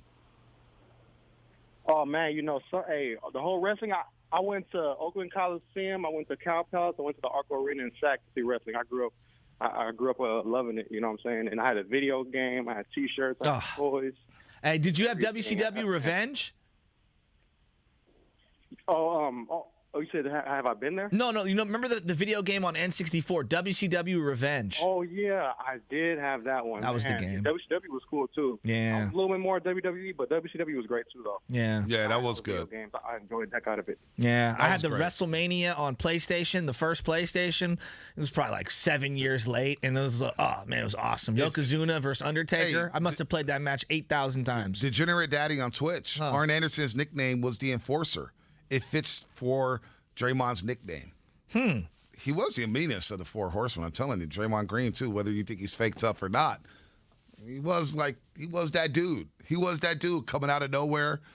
Who would it be? He thinks he's Mark Henry, though. Would we all agree? Yeah, Mark Henry, he does. man. He thinks he's Mark Henry. Mark Henry, come on. I like man. Mark Henry. Oh man, I loved Mark Henry. Rest in peace, Eddie Guerrero. He was there for Eddie Guerrero when he won the title against Brock Lesnar. Hey, I'm gonna be Palace. the cruiserweight division is I think it's the most entertaining. That's why I loved 1, 2, 3 Kids. Shawn Michaels gave you a lot of those elements. The high flying, the athleticism, being that small going up against the big dudes. I love that. That was great. He'd be in that air. What about Macho Man just being in that air like the way he was? You talk about showman? Yeah. They talk about that match with him and Steamboat. Yeah, Steamboat Willie. Steamboat Willie. That match they had at WrestleMania. That match they had at WrestleMania where he choreographed everything, and they said it's one of the greatest matches in WWF history. Well, and him talking about Rodman's ability to memorize some of the things that they showcased to him. He had no idea whether he was cognizant or not, but clearly he was. He would pick things up. And is it any wonder Karl Malone, when being a wrestler, took it very, very, very serious? Yeah, no shocker there. He wasn't that good. No, he was stiff. He wasn't that good. I mean, it's just kind of like his personality. Yeah, he wasn't that good. He wasn't that good at all. 888-957-9570. We'll get back into sports here. Yeah, we will. This is sports. This is sports. It's male sports drama. We're going to talk to a guy named Dave Douglas in a second here. Yeah. Dave Douglas. And the reason why we're talking to Dave Douglas is he was playing at Harding Park yesterday. Yes. Playing at Harding Park. And this guy ran into Ken Griffey Jr. Well, tell the and story, Brandon right. Crawford. You got to tell the well, story. I don't know. What did he do? He chipped something? He had a bad shot? No, this is what I'm assuming. I'm assuming that there was a tournament going on, a charity tournament of some kind that nobody really knew about. I had saw on Instagram that Ian Williams, the 49er, former 49er, who's also done a lot of stuff with NBC Bay Area and done stuff here on the station, was sitting in a golf cart, and I'm looking at his picture on the golf cart, and it says Brandon Crawford, charity golf or something to that effect. And I'm like, oh, he's at Harding Park right now. That's cool. I wish I would have got an invite, but that's okay. I think we all wish we got an invite. And then the next thing I know, I'm looking late at night, and my buddy Dave Douglas, who I've known for years growing up in the city, good kid, good guy, I post a picture of him with Brandon Crawford and Ken Griffey Jr. and basically says in the caption, I hit an errant tee shot on a hole at Fleming, and next thing I know, I'm standing next to Ken Griffey Jr. and Brandon Crawford, and he takes pictures with them both. How did this guy get on the course? How did he get on the course? Well, I mean, Fleming is inside of Harding Park. So Harding's got 18, right? And then inside of that is what we call an executive course, a smaller course, a 9-hole course. I'll take my grandpa there all the time, probably there once every 2 weeks or so. I'll play with my wife. I'll play with my nephews and nieces. Well, let's just ask him right now. Dave, Dave is Douglas on the line. Dave Douglas. Dave Morning, Douglas. guys. What's up? Morning, man. Welcome to the Morning Roast. Joe Shasky, the Butcher, Bonte Hill. So, Dave Douglas, Where are you from? Are you a city kid? Are you a Niners fans, Giants fans? Tell the people who Dave Douglas is. Born and raised in the city, went to Sacred Heart. Now, when it came time to buy a house, moved down to South City. Don't blame you. But yeah, Niner fan, Giants fan, always. And then, just started golfing about 2 months ago and made the best, worst shot of my life yesterday. So you just started golfing 2 months ago. What made you get into golf, and what the hell brought you to Harding yesterday? So I was up during the PGA Championship with my buddies Tim and Gavin up in Donner hanging out, and we were watching the PGA Championship, and they say, they've been golfing more, and the only time I'd ever golfed was at a school golf tournament where I pretty much drank my way around the course. And they said, why don't you come on out? We'll go play Mariners down in Foster City, get you going. And got hooked on the game pretty quick. I love it. So you go out yesterday to Fleming. You're at Fleming, I'm assuming, right? Yes. Yeah, and so what was it? The second hole, you hit a shot a little long, and boom, there's Ken Griffey Jr. Full disclosure, so yeah, we teed off from 1, and they were on 10, and so I saw him, and I go, that's pretty cool.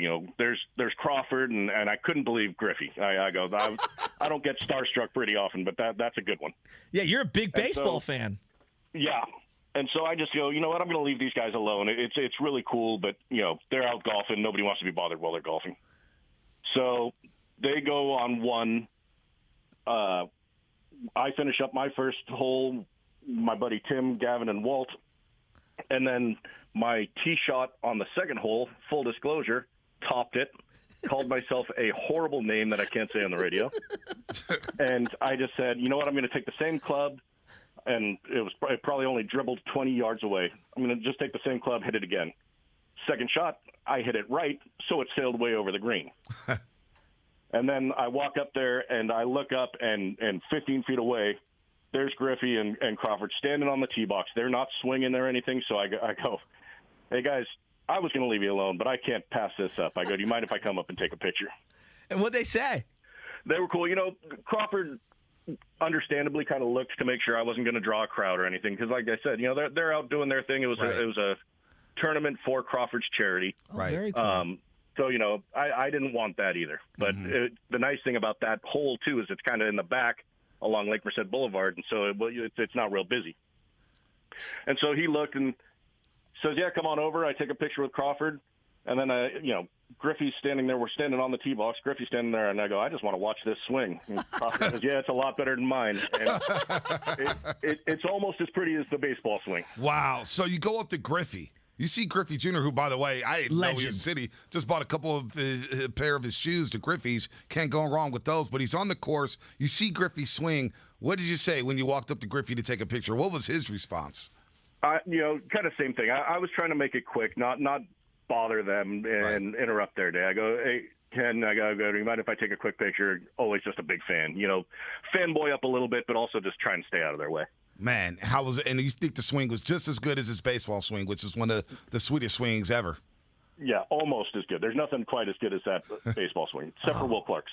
Yeah, that's a good call. That's a really good call. Wow, Ken Griffey Jr., Brandon Crawford just chilling, paired up together. I didn't even think Brandon Crawford and Griffey knew each other. Yeah, well, I guess they do. Was there anybody else out there, Dave, before we get on out of here? Not that I recognized. They did have a third guy with them, and shame on me if it was somebody I should have recognized. But those two are very recognizable and stuck out right away. That is freaking awesome. So awesome. Now we know. Next time I'm on the golf course, Dave, I have to hit an errant shot on purpose to find the next celebrity and then get next to him and take a photo. I love it. I'm all about the selfies. Right, and then I just, my buddies were totally sick of me by the fourth hole because I go, oh, yeah, when Junior and I are out golfing, we usually have a problem with this hole. Were you surprised on Twitter when you threw it up, all the responses you got? Yeah, no, so really interesting, and Twitter's amazing. I'm literally on there just to follow baseball and prospects mostly, and a little bit of card stuff. And so I'm not looking for followers and having all this stuff, and it's going crazy. Wow, that's amazing. That's amazing. And you're a big Giants fan, so huge before we get you out of here, 2.5 up on the Dodgers right now. You getting a little concerned? I'm starting to believe. I still don't like the analytics and all the way they're doing it, but it works. It works. It does. Oh my God, Dave, thanks for coming on, man. It's been a long time. I haven't seen you in forever. Absolutely. We'll have to go play Glen Eagles sometime. Real quick, Dave. Your family with John Curley, our producer, right? Yeah, my wife's cousin, as a matter of fact. Oh, boy. And John and I are in a fantasy baseball league. Oh boy, together as well. Has John ever made a trade in that league? How's John Curley's fantasy baseball game?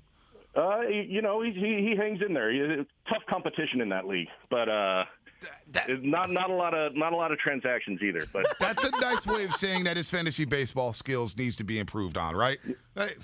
Yeah, we'll go with that. Dave Douglas, everybody. Dave, you're the man. Thanks so much for joining us on Such Short Notice. That's such a cool story, man. You have a good one, Long time no see, man. Dave have a Douglas, good one. you're on the Morning Roast, man. Out Great here guy. just chilling with Griffey and Crawford. I got a feeling if you saw Griffey or Crawford, Shasky. Yeah. Beat Crawl. Oh, Griffey. You would have talked their ears off. Yeah, well, I wouldn't have gone for the selfie at that moment. That's when I hit up the 957 The Game YouTube live stream, and I just fire it up. And I go, this is Joe Shasky walking over to his errant tee shot. Oh, my God, it's Griffey. Yeah, you would have been that guy. You would have been that guy. Probably. Damn, what would have been the first question? Craw probably would have came over here and be like, I listen every single morning. It's like, yeah, what up? I appreciate that. You're better than the other morning shows in the Bay Area. Right. Griffey. I would have told Griffey, if I saw Griffey, I'd be like, yo, I got the kicks, dog. You got the best kicks possibly ever in Nike history. Some of the best kicks ever. You would have went right there. I would have went right Straight there. suckage. Straight slurpage. Yeah. Straight slurpage. Oh, man, right Uncle on, Gary man. would have been proud. Yeah, he would have been proud. Yeah. You know how to do it, man. You learn from the best of them. Maybe let's get Oscar from San Carlos real quick. He's got a wrestling question before we hit the break. Oscar, what's happening, man? You're on the roast. What's up, guys? How's it going? Just all the wrestling talk about SummerSlam and stuff. I just wanted to let you guys know there is a new wrestling company. It's called All Elite Wrestling. And, man, it has, like, a lot of those late 90s WCW Nitro vibes. And it's also on TNT. So, if you guys have time, there's a show on tonight. It's called AEW Rampage. You guys should check it out. Is this good, man. Is this the one that's owned by Shad Khan's son? The owner of the Jacksonville Jaguars' son? Yeah, and, man, he's putting 100% into this to try to make it a great alternative to WWE, because when you think professional wrestling, that's all it is. It's WWE, Yeah. And it's not everyone's cup of tea. So AEW is a great alternative. And some of those old guys like Mark Henry, Arn Anderson, they're over there right now, man. Arn Anderson's over there. Look at him. Wow. Still putting up the force. He's Cody Rhodes' manager. Oh, Dusty Rhodes' kid. Wow. Yeah. Oh, my See, goodness. that's what I'm talking about. There's a lot of that like old school WCW. But Sting. He just had a match on TNT this past Wednesday for like the first time in 25 years. He's got to be 70 years old. Sting is so, dude. Do you see him without the face paint? Thanks for the call, No, Oscar. no, That's before good. he goes, Oscar. Oh, you Did you dump him? I dropped him. Damn. If we were wrestlers, who would we be? In the history of the WWE, WCW, if Bonte Hill was a wrestler, and you're not answering this. Oh, wow. Guys, who would he be? If Bonte Hill were a wrestler? Yeah, I want all the funniest ones on the text line. I want to see them all on real. YouTube. Comment on YouTube. Comment on Twitch. I'd probably be Macho. Oh, I can't You're answer. not Macho Man, dog. You're not. I want to be Macho Man so bad. I hope somebody says Macho I'm Man. Shawn Michaels, right? No, come on, you're Heartbreak not Kid. Shawn. You're not the Heartbreak Kid. Come on, the man. showstopper. Are you really getting after Bonte for going after about Randy Savage? You're just going to come in here saying you're the best wrestler of all time, the Heartbreak Kid? Yeah. You'd be like Eugene. Oh, come on. Wow. Wow. Come on. Wow. What about me? Who would I be, Langford? Curly? I'm going with Scott Steiner because you try to flex all your sports takes. That's a good one. I'm going to go with Scott Steiner. And you always look at yourselves up. Big Papa Pump.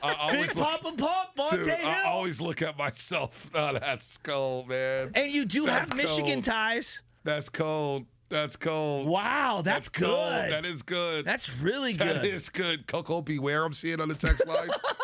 Come on, man. I'm going to be walking around with no parrot. Of all the managers, what would our boss Matt Hegian be? Who would he be? He would be Mean Gene. He'd do all the interviews. You think so? No, he wouldn't be that He wouldn't guy. be that slick. He wouldn't be that slick. Yeah. No, he wouldn't be. He'd be Jerry Lawler. For sure. Underachieved as a wrestler, became a great announcer, and became the heel. Come in. I want all the comments in the world. Oh, We're going to my rat-a-tat-tat these bad boys. Oh, my gosh. Oh, he thinks Langford. Bobby the Brain Heenan is who you'd be. Who's that? Hegan just texted me. Did he? Bobby the Brain Heaton? I don't think talk a big game. Maybe he thinks that's who he is. I don't know. I would be a manager. Come on, man. Papa Shaw going seeing Mysterio. Oh, man. 888-957-9570. Who would I be as a wrestler? Who would Shasky be as a wrestler at SummerSlam starts tomorrow? Savio Vega. You'd come down to the ring, shaking your head, thinking your stuff don't stink. You know exactly who I'm talking about. I kind of want to be Booker T, man. I want to be Booker T. I want to be Macho. Guru's Booker T. He is Booker T. That's a good call. Guru is Booker T. That is a good call. All right. Roman, stay on hold. We got to break real quick. We'll get you after the break here as we get into the Bay Bridge series. Got a jam-packed 8 o'clock hour. Dallas Brayton will join us at 8:30. And, of course, Jason Aponte will join us from down in Costa Mesa here on 95.7 The Game, the Morning Roast. They say you're Jonathan Coachman. Afternoons with Damon, Ratto, and Kolsky from 2 to 6. Draymond's really, really lucky that he...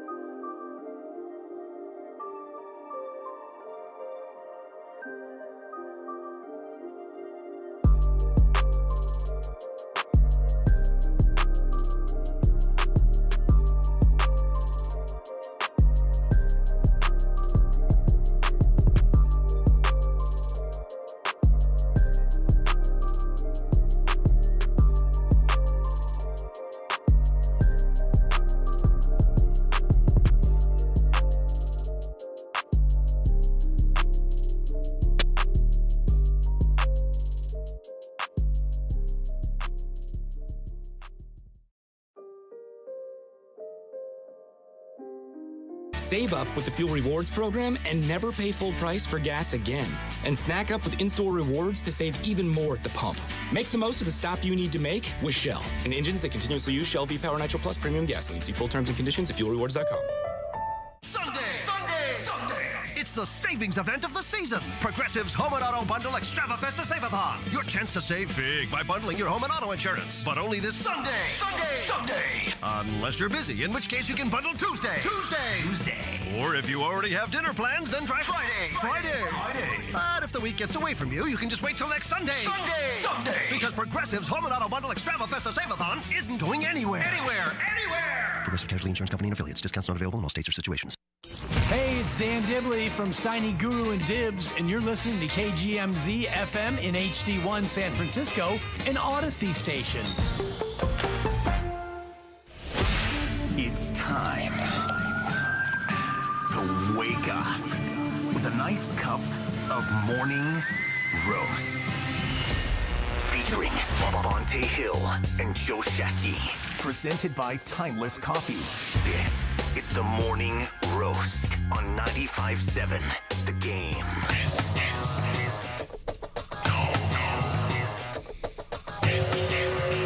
You know what this is. Harlem Heat, baby. Oh, baby. A Frisco Friday, a.k.a. Payday Friday, here at 95.7 The Game. Joe Shasky, the Butcher, Bonte Hill, Langford on the ones and twos. Curly doing a hell of a job today. Dallas Brayton, 8:30 as we get into the Bay Bridge Series. How psyched are you for that? Giants and A's both playing for some division titles. A's 2.5 back, 2 back of the Astros. Giants 2.5 up on the LA Dodgers. Things are getting hot in the West, and then we'll get Jason Aponte on here for an update from Costa Mesa on Niners and Chargers. But we're having some fun today, Shasky. We're having some fun. You challenge the audience to give me a wrestling name. Who would I be as a wrestler? Now, I think I'm Macho Man personally. You know, Queen Elizabeth coming down with the cute gal. But you don't think so. You don't think so. Why are you bringing Anna into this? I mean, I got to. The cream of the crop. Come on, baby. That's who I am around these parts. No? No. I am the cream, yeah. Now, there's a lot on the text line. I can't even keep up right now. Yeah, what's good? Is there any good content on Bonte is Kane. I don't know about that one. Yeah, you don't have a brother named Undertaker. You know what? Shasky, Ric Flair, or the Road Dogg. Hey, Bonte, Ric Flair's good for me. That is very good. That's way too much. Yeah. Bonte, Rick Rude, or the Godfather. Ravishing Rick Rude. Hey, Come on, man. Rick Rude had his moments, though. He had his moment. He would grab the girls out the crowd and kiss them. He was B-list, though. He wasn't A-list. He was B-list. Yeah, he wasn't A. How you going to give Shasky Ric Flair?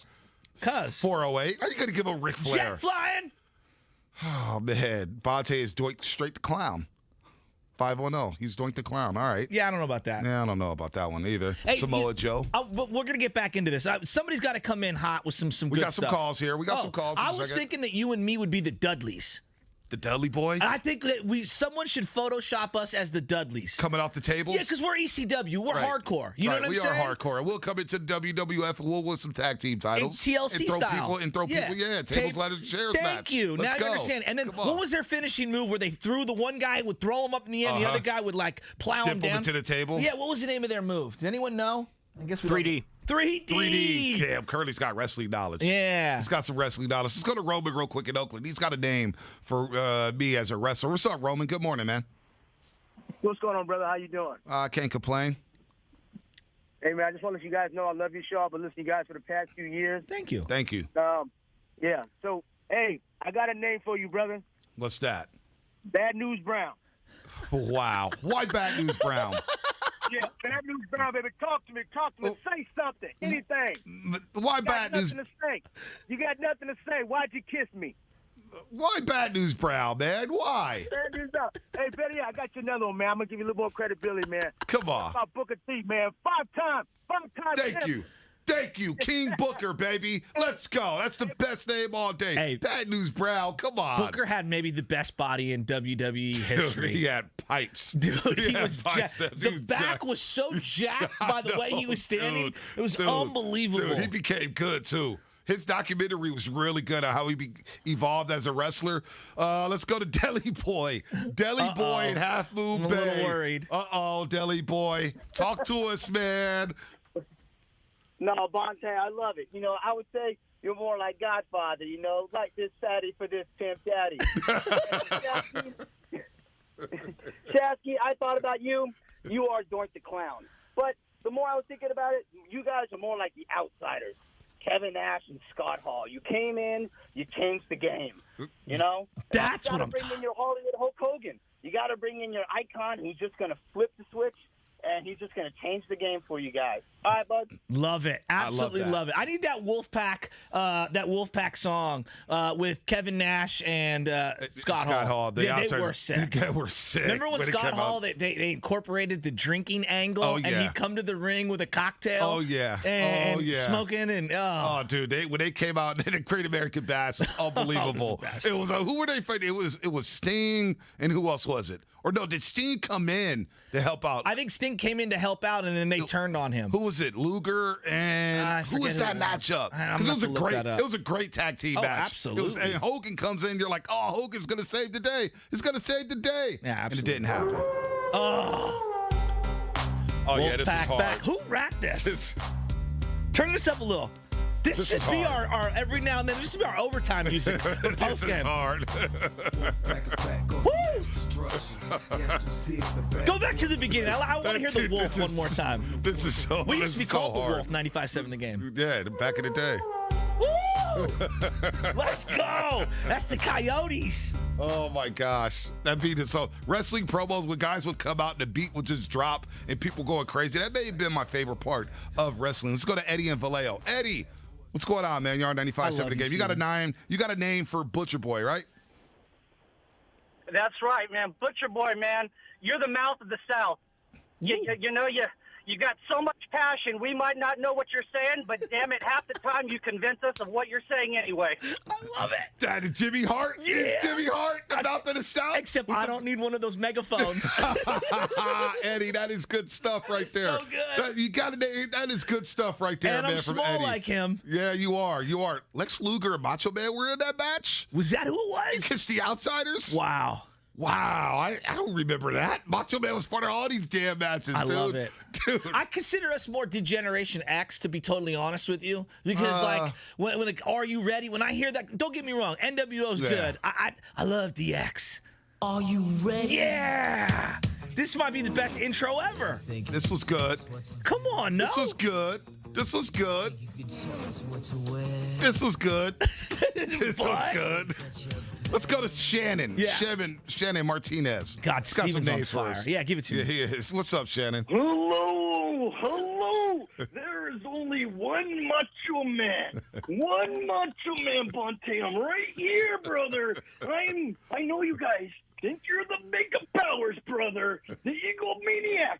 I'm the Egomaniac, brother. But Bonte, I want to give you some props, brother. Yeah. We might want to call you The Rock because you will flaunt that. Because you come in with the old funny shoes sometimes when you're on the show looking all fly. Ooh, yeah, look at the madness.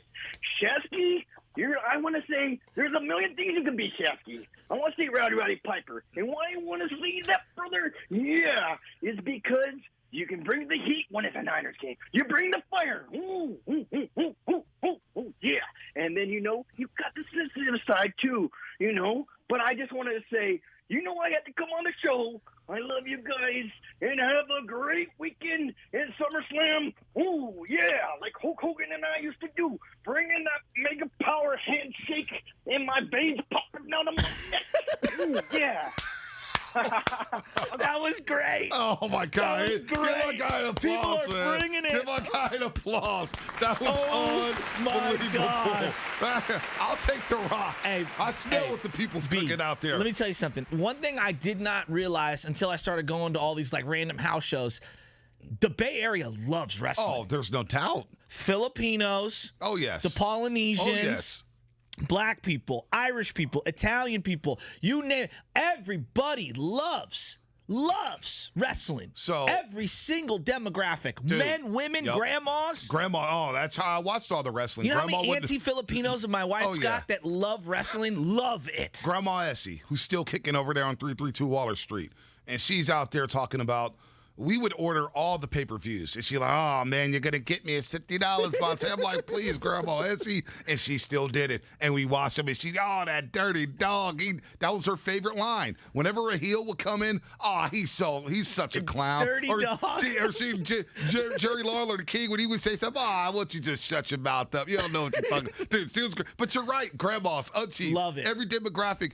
You know how many times I got kicked out of elementary school for trying to reenact Royal Rumbles? We'd be having the teams, all right, you're coming in at this time. You're going to come in here. We had like the king of the school. There was always a king of the school. Yeah. The guy nobody would fight because he was the guy. Yeah. He's coming in last, and all of a sudden he's going to win. You know what I'm saying? I would get sent home every 2 weeks for Royal Rumbles. I'm like, damn, like, Grandma, she made me stop wrestling. Stop watching wrestling. She was like, you can't watch this stuff. No, that my mom thought it was just the worst for us growing up. But, you know, this is what we loved. Did I forget the Latinos? Did I forget about my Latino homies? Oh, no, they're big time. Did I forget them? Of course they're on line big one. Time. They're big time. Come on. Oh, man. I'm telling you, man, Cow Palace house shows go off. I went to the JVC Kaboom Box Cow Palace. Yeah, great. we copped some fake tickets in the Cow Palace. This is when they had the drive-in movie theater right there off of Geneva. Right there. And I remember we walked into that bad boy.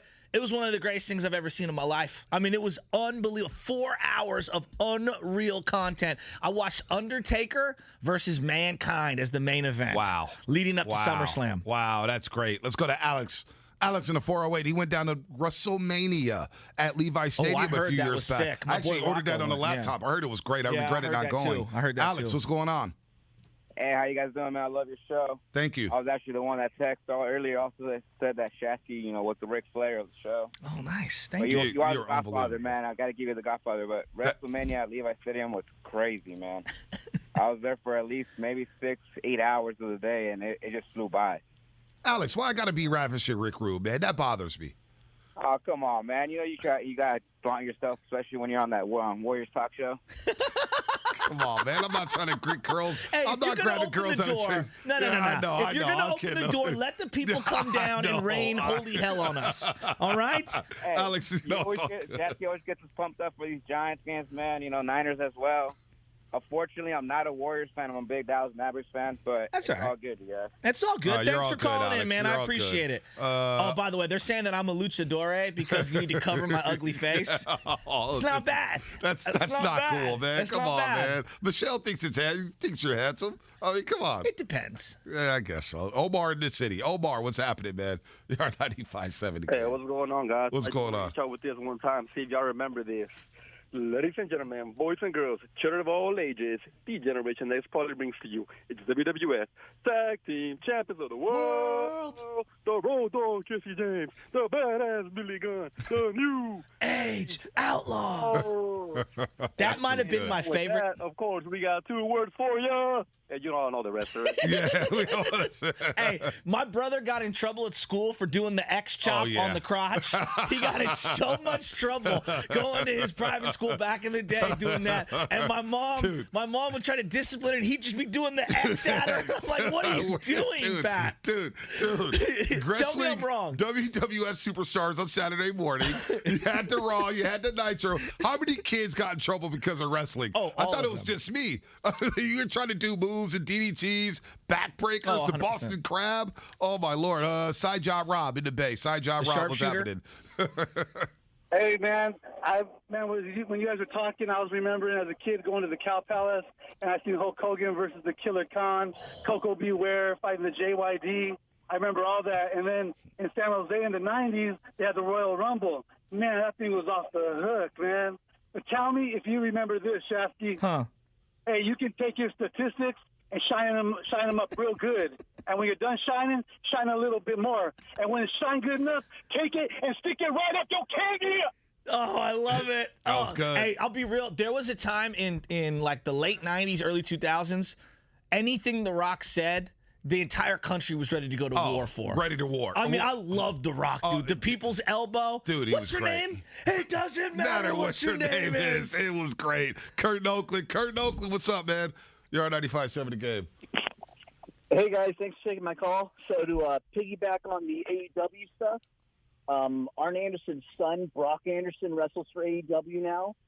And Billy Gunn, at 57 years old, still wrestles. And his 2 sons still wrestles. And Billy was also on Instagram showing that he could still squat 700 pounds at 57 years old. That's my insane. God.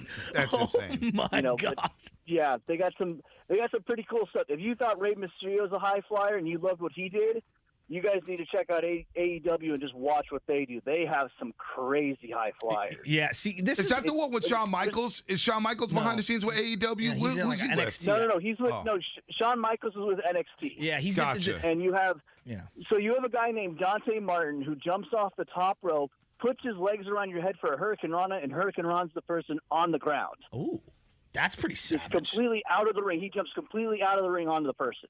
Wow.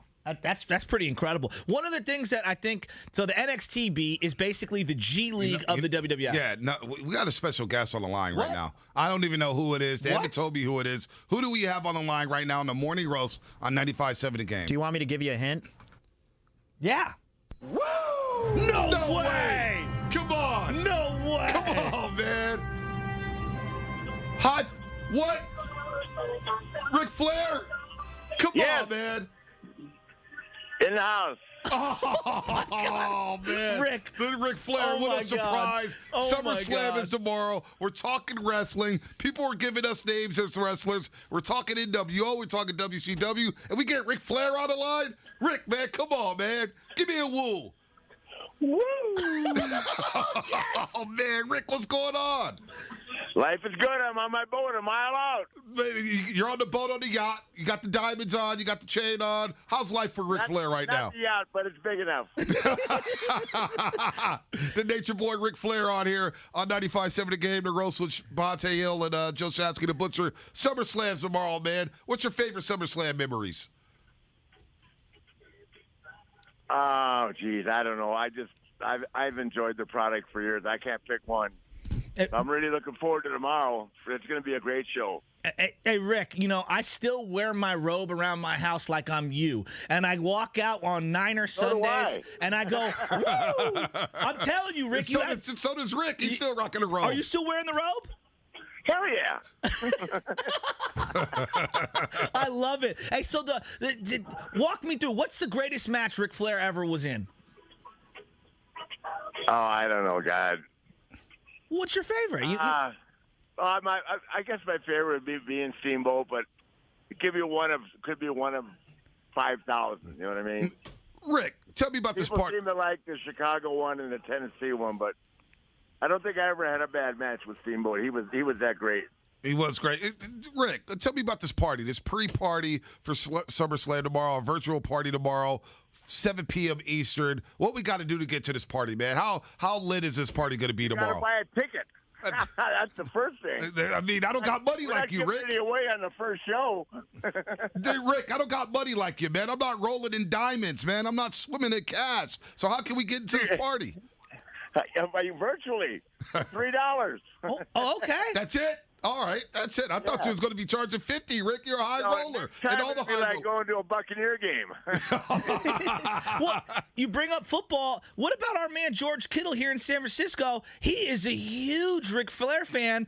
Are you a fan of him? Player. What a great guy and a great player. We've just talked on the phone, but huge fan. Yep. Where do we buy these tickets at, Rick, for your pre-party tomorrow, for the pre-slam party? I'm not sure, to be honest with you. I could find out real quick, but I'm not sure how you buy them. Well, you know what, Rick, I got your back here. Look, here's the deal. I'm just getting paid to perform. Hey, Rick, that's what you do, baby. That's what we're doing too, Rick. Hey, Rick, we're doing the same thing here on the radio show. We're looking at the Twitter page. I'm just getting paid to entertain you guys. Hey, Rick, we got your Twitter page up, Ric Flair. But go to his Twitter page right now. There's a link to buy the tickets. Ric Flair, 16-time champ, Hall of Famer, the GOAT. And to beat a man, you got to beat the man. And nobody beat the man like you, Ric Flair. So on the yacht, how long are you going to be on the boat today? Is that how life is going to roll today for Ric Flair? Yeah, today and then this afternoon, just start getting ready for tomorrow.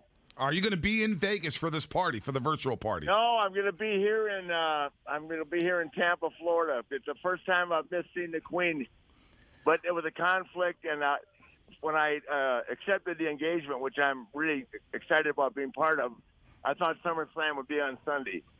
But then I found out, which is unusual, that they have a Saturday event. But It's going to be a great show, great matches, man. I'm really looking forward to it. So 21-time champion Ric Flair, the legend, the Nature Boy. What's the origins of the Nature Boy? How'd you get that nickname? Bo Derek. Oh, well, she just said that to you? She said, "You got to be the Nature Boy." Wow. Limousine ride. Or was it Raquel Welch? It was one of the two. I can't remember. Styling and profiling, limousine riding, jet flying, kiss stealing, wheeling and dealing. Woo! You son of a Having a gun. high time. Ric Flair, you're the man. Hey, man, Niner fans love you. We love the speech you gave to Jim Harbaugh and company when they went to go kick the Green Bay Packers' ass. I know you're down in Tampa Bay, but I know you're a Niner fan at heart, Rick. We can't wait to see this virtual party tomorrow. We signed up for it, man. Thanks so much, guys. Thanks for giving me the opportunity to be on the show. And go Queen. The Queen's going to win tomorrow, guys. I like 12 it. 12 times. Ooh, 12. 12 times. Damn. Woo! That'll be your 12th title. I'm rooting for Rick. You better. Oh, come on, absolutely. Come on, man. We roll with you, Rick. We wear diamond chains. She will be walking that aisle looking as only she can look. Woo, the Queen. Hey, Rick, say hello to for the Bay Area real quick. Just tell him Ric Flair from the Bay Area says hello. Give him the whole spiel. Nature Boy, I love the Bay Area. Woo! Hey, you got to George tell him. Kittle, you the man. Unless the Nature Boy's in town. Woo! You got to tell him you love 95.7 The Game as well. Well, there goes that. I don't think he loves 95.7 The Game. Hey, there that is. You can hear the music of him on his boat fishing right now. That was unbelievable. Dude, my text line is blowing up. Oh, man. Ric Flair, the Nature Boy, just incredible. Popping on the morning roast right now. Can we give a round of applause to the people? I mean, that was unbelievable. You get Eric Bischoff. The fans are giving us wrestling names. How many beers do you think he's had this morning? Oh, dude, he's loaded. Are you kidding me? He wakes up with the bottle on the nightstand. Are you kidding me? He said it was Raquel Welch or Bo Derek. I don't know, one of the two. No, and she said you got to be the Nature Boy. It was that easy. And I love how you went in for the kill shot on 95.7 The Game so we could cut the sample so we could play it over and over and over again here. And we got dead silence. He hit the click button. He got dead silence. Highlight of my radio career. Oh, my God. He got dead silence. I guess he don't love 95.7 The Game. Unbelievable. We are the Bushwhackers right now, 650. Where do we go from here? Do we go? We got Dallas Brayton in 6 minutes. I thought this was NBC Sports California. A's Caves, A's broadcast. We'll talk about the Babe Ruth series. Split caps, I guess, are going to be out tonight at the Coliseum. Oh, boo. I mean, Alex Wood on the mound, Caprillion on the mound for the A's. He's been pitching well. A's 2.5 back in the Astros. Giants 2.5 up on the Dodgers. But I don't know how you follow up Ric Flair there. I mean, who was obviously loaded. He's giving us 5-word answers. He's getting up there in age. But you look at the promo on Twitter. On his Twitter page, dude's got 3 chains on. He's got 3 chains on. He's got the gold watch. He's got the bracelet. He's got the rings. He's got the glasses. I mean, here's the thing. We also had Eric Bischoff on. If you're just driving around right now and you miss Ric Flair, you miss Bischoff, go on 95.7, download the Odyssey app on your phone. Download it. AUDACY. It takes 2 seconds. It's free. Download it. You click on it, you can play it, you can go backwards up to 24 hours, anything that we produce here at 95.7 The Game. You missed Bischoff. We talked to him about 720. We just got off the phone with Ric Flair. People have been ripping me and Bonte with who we are as wrestlers all morning. We're having a ton of fun. It's free. You want to listen to some music, you want some different podcasts, you want to listen to this station, Odyssey. Download that bad boy. Bonte, I don't even know where we go from here. Dude, I mean, like Ric Flair. You talk about a wrestler, like these wrestlers like started to believe their characters, right? Ric Flair, whoever he was before the Nature Boy. Oh, that guy's gone. He's gone.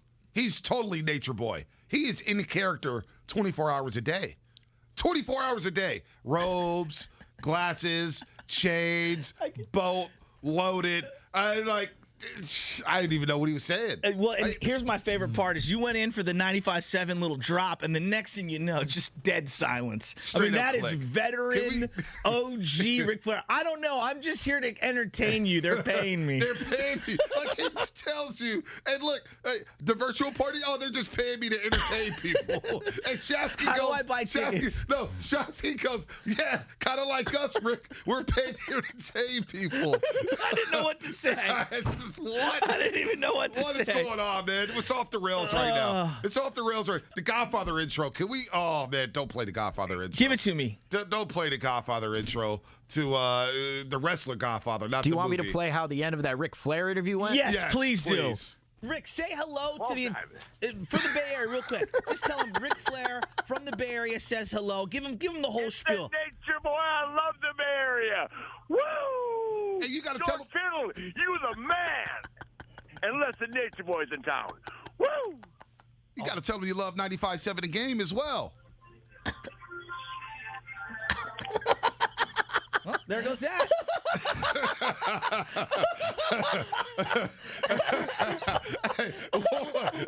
What was that music, man? Right. What was the music? Turn your mic off real quick. I can't. Give yourself some air. I can't. What was that it was music and then a click. Oh. Who? What? It's like I'm done talking to these idiots. You got to tell me. You got to tell me you love 95.7 The Game as well.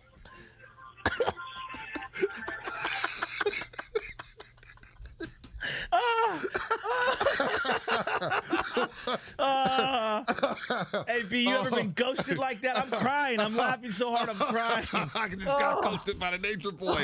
I ain't mad at He that. posterized you. I feel like Tony Schiavone back in WCW interviewing this guy. Oh, that was great. Curly, honestly, you are the biggest wrestling geek here at the station, and I mean that in all loving way. Man. Was that the most incredible thing we've done yet? That was absolutely outstanding by you guys. I called him up. So how it started, we reached out, called him up, and I asked, hey, Rick, can you join the show? We're talking wrestling, talking SummerSlam, talking greatest wrestlers. Yeah, no problem. Hit me up. So I hit him up. So he goes, what do you want? And I was like, to get you on to talk about greatest wrestlers. He goes, well, you should be talking about me because I am the greatest. And then he started going into why he is great. So I was like, all right, just put him on with you guys. Dude. Okay, Curly made that sound a lot cooler. Curly called the phone and was like, hey, Rick, how's it going, my man? How you doing, buddy? It was the 14-minute like, sell job. He wasn't just like, yeah, you want to come on? It was like, hey, Rick, will you come on the show? You know what? Zucchi Man is on to something. He's sort of 510. Anyone notice that he said he was a mile away? That he said he was in Tampa Bay? Did he think we were in Tampa Bay?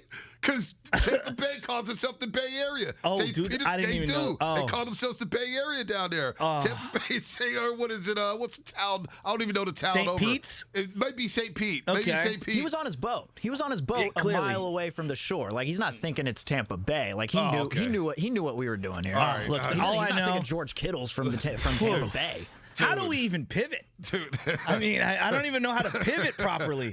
Somebody said on Twitch brought to you by Xfinity. He just put the phone down and let the music ride before it got off. Dude, It was a boss move. Dude, it was a boss move. I'm trying to go for the 3 from 35 feet, Sasky. He did the Tony Soprano. He put the phone down and let you kill yourself. Dude. I mean, that was that was incredible. All right. I mean, that was absolutely incredible. I got an ear-to-ear smile going on right now. All right, let's gather ourselves. I don't know how we gather ourselves. Let's take a deep breath. How do we gather ourselves? Dallas Brayton, NBC Sports California, coming up in just seconds here. As Speaking we talk about of wrestling we're going to characters. talk some baseball. We're going to talk, I promise you, roasters, we're going to talk some baseball. We'll get back to the Niners with Jason Aponte, who covers the 49ers, various podcasts. We got Bit Roberts coming up at 9:20. I don't know how we finish the show. I mean, it's unbelievable. Ric Flair just comes out of nowhere, the Nature Boy, hangs up on us, and, he's got a virtual party going on. He's got to get ready for that. And he doesn't even know how to sell it or how for you to get into it. It was how do you grind a party? I don't know. How much of a boss move is that? It was incredible. Now, his daughter, Ric Flair's daughter, is, come on, what's her name? Isn't she the one he was talking about, 12-time champion? Yeah. He has a daughter. Curly's on the phone. He's not paying attention. Yeah. I think his daughter is in there. Someone get in on the text line. Wow, Bischoff, Ric Flair, 95.7's gone completely off the rails.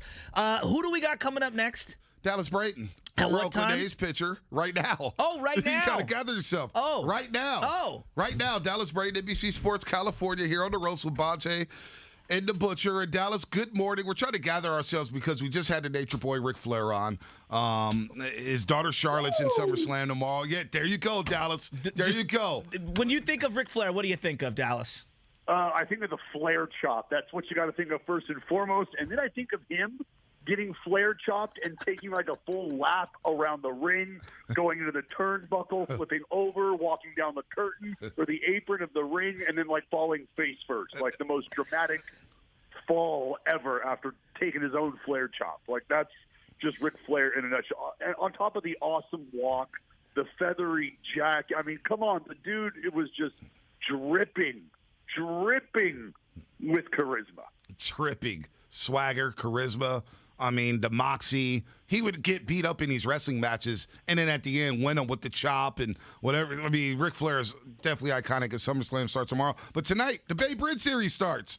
A's 2.5 back at the Astros. Giants 2.5 up on the Dodgers. And I don't want to replay the tweet. The tweet doesn't care because, Dallas, you're not alone when you said that the Giants won't be in first place come August 15th. Giants fans didn't believe it too, Dallas. That's all I'm going to say. Well, hey, you know what? And that is, let's make sure I'm careful in how I say this. That is great to hear, but if I'm being real, I know that that's nothing Giants fans woke up at the beginning of this year and thought, you know what? We are absolutely a 93-win team. Everything about this roster says that's exactly who we are. We totally anticipate Brandon Crawford having a career year offensively. That's absolutely going to happen. He's going to hit more home runs than he's ever hit in his entire life this year. You know who else is going to do that? Brandon Belt. He's also going to do that. Buster Posey's going to give us the best OPS he's ever. They didn't see any of that coming, and it's okay to admit that. It is okay to admit that. But what has happened is each and every one of those guys I just mentioned has done exactly what they're capable of doing. It's just been a little while since it's happened, and now it's all happening together, which is very scary. That's what happens when you get all of that type of production to start to click at the same time. You get this.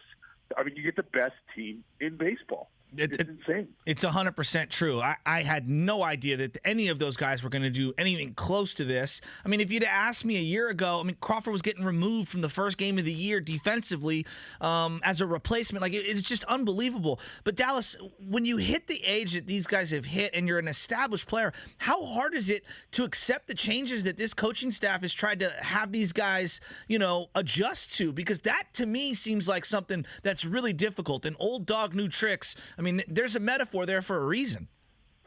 Yeah, but I think what you understand, and I think like if we're talking about what Gabe Kapler, is that what you're referencing? Yeah, just Kapler, their approach, everything. Yeah, well, that's the thing is Cap has always been a very cerebral dude, and he's always looked at things way, way outside of any sort of normal box. And you got to understand what you have in Farhan Zaidi, which is a guy who knows how to unearth a diamond with the best of them because of where he's come from and how he's learned. But now he's got a large pocketbook to back him up as well. So you combine the brain trust with the analytical approach and how guys have sort of revamped themselves.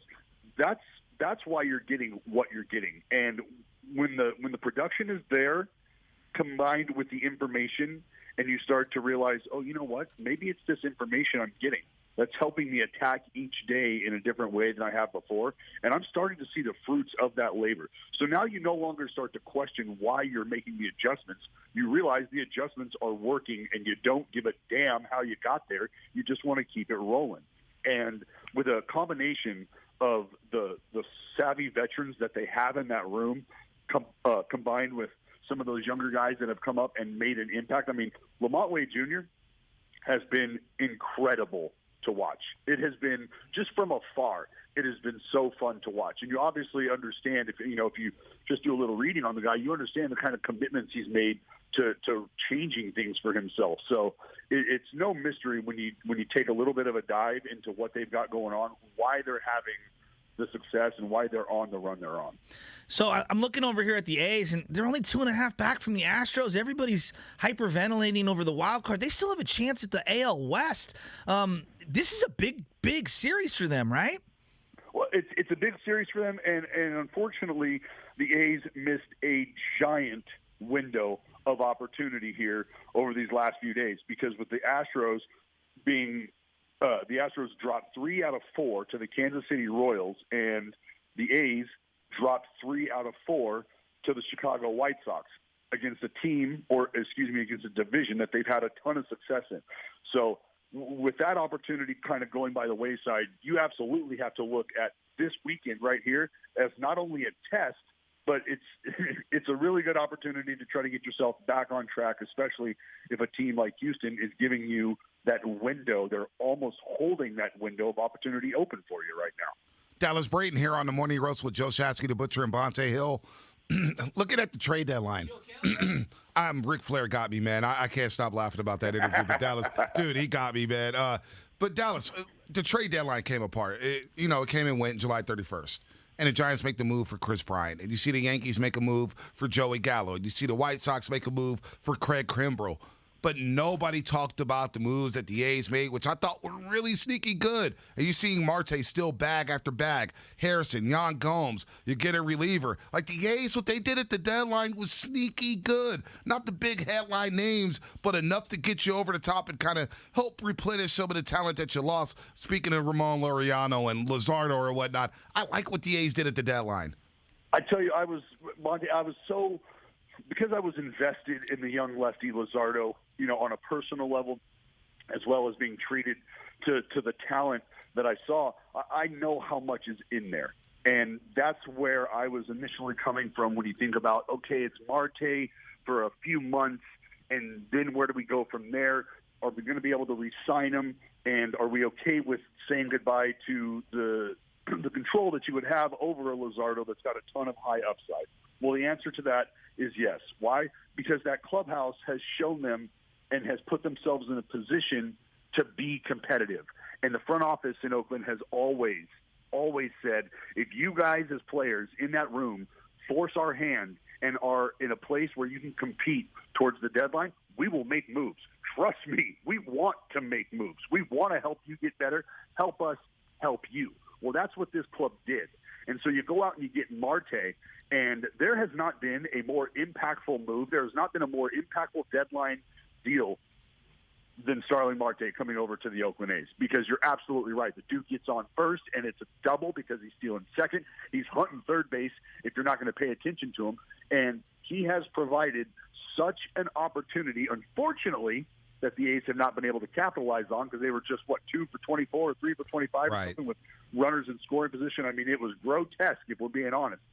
And Marte provides an opportunity to change that entire complexion. But Josh Harrison as well, Yan Gomes behind the plate, helping our young Sean Murphy come along. I mean, it's been you're right. I don't even know if they were under the radar moves, but they have been huge moves for the A's, especially with some of the stuff that's gone on injury-wise. And as you mentioned, Ramon Laureano, he's not going to be playing for a while. Right. So you got to supplement that.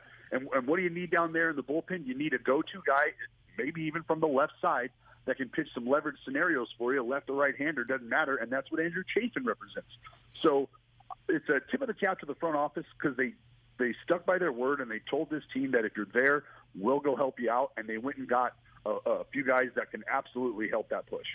Braden, you're a Stockton guy. Keep it real. If you rocked one of the split caps back in the day, right, was that even acceptable? Come on. Come on, dog. You're rocking a split cap. You're going to be rocking a split lip right after. Save that. Save that line. Hey, you need to tell Colesmore that, Dallas, over there. Because Colesmore has been trying to hype up this split cap thing. And I'm like, Coles, come on, man. Ain't nobody rocking no split hats. No, ain't nobody rocking no split hat. Ain't nobody got time for no split hat. No chance. Not if you value, like I said, not if you value your moneymaker. Not if you think the people around you are friends. If you're calling them friends, don't let them run you up underneath one of those split lips either. Don't do that to yourself. Dallas, you now sound like you're cutting a WWE promo here. If you were a wrestler, which wrestler would you have been? Oh, man. Like, there's a look. I'm a big fan of, I'm an old school guy, I guess, when it comes to wrestling. Like, I think about a dude named Superfly Jimmy Snuka. Oh, yeah. Oh, I like that.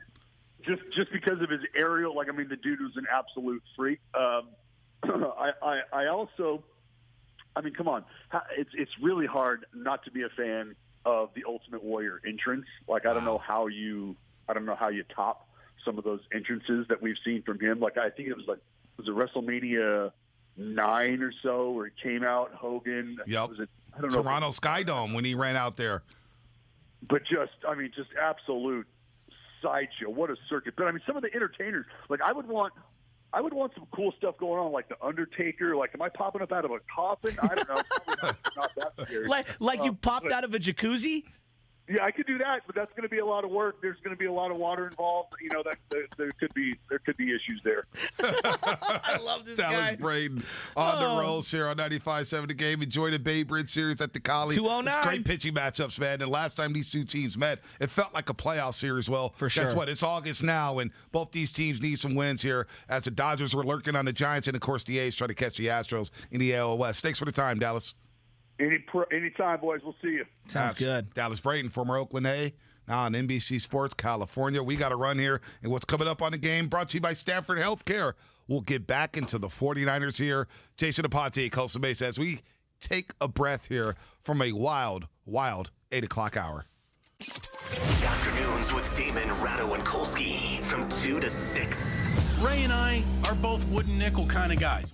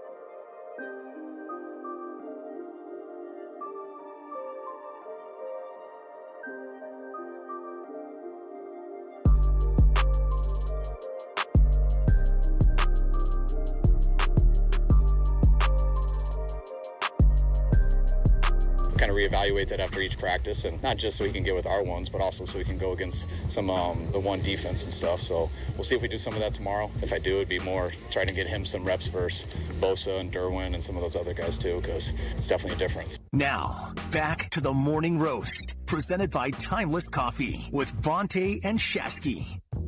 All right, Jason Aponte in moments here on the Morning Roast. He's down in Costa Mesa covering the Chargers and Niners joint practices. Of course, he's on all these podcasts, every single podcast. When it comes to the 49ers, the Straight Right Pod, of course, that's his main one. Sprint Right Pod.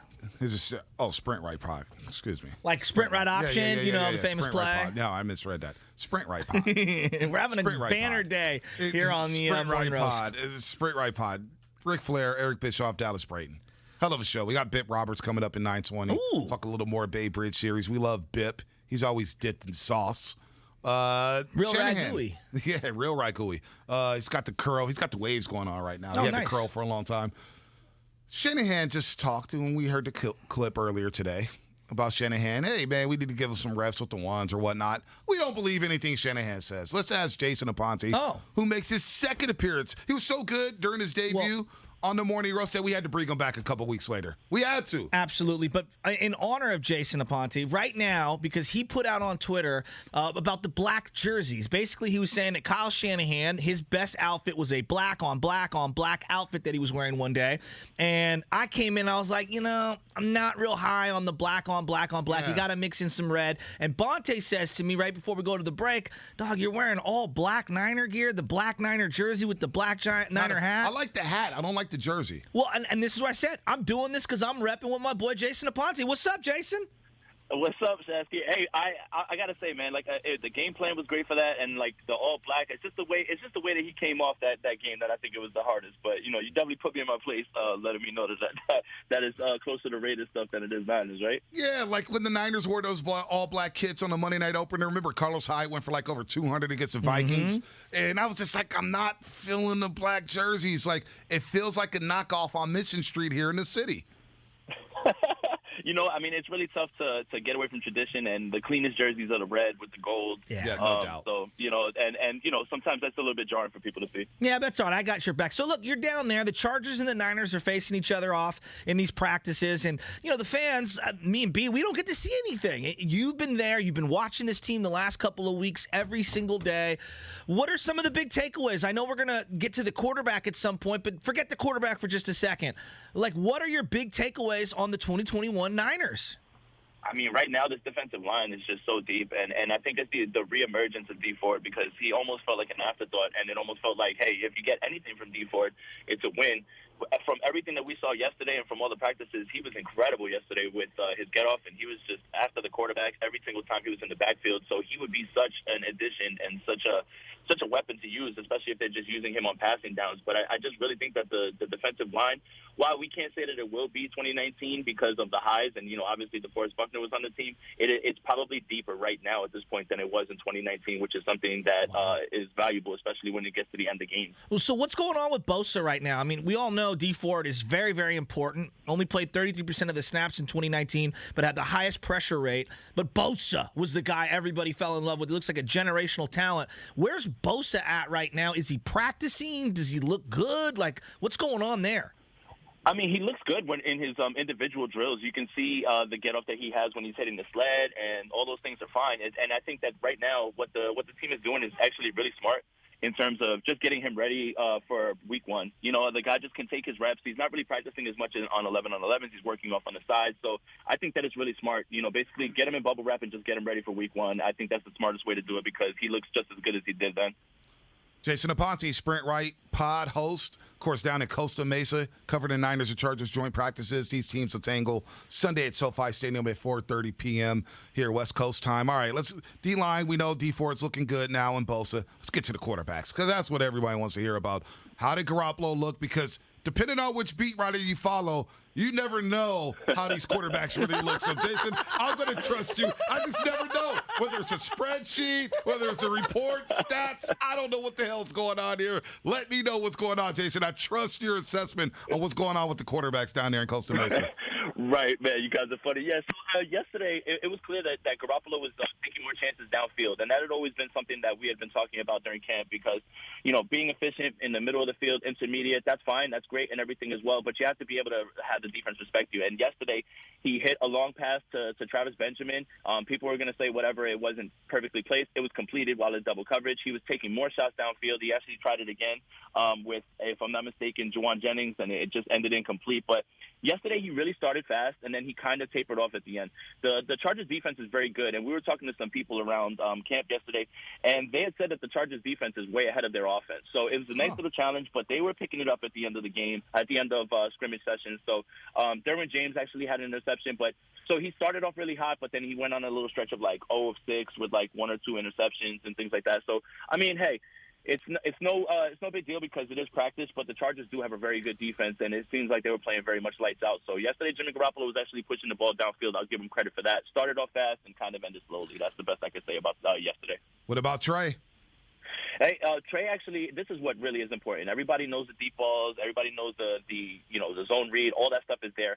But realistically, what I was impressed with yesterday, everybody was worried about situational drills. Can the Brook figure out when it's time to spike the ball? And yesterday, when he went through his situational drills, he was great. He had a few quick passes. He actually led them on a move the ball session to a field goal, which was all part of the time management portion of it. Mm-hmm. So quick passes. Spike got the team up, and that was really good because that's the maturity you need to see from the kid. We know that he has the rocket arm. We know that he actually threw probably the prettiest ball yesterday, which was with touchdown pass to Juwan Jennings, and who's having an amazing go of it now that he's back and healthy.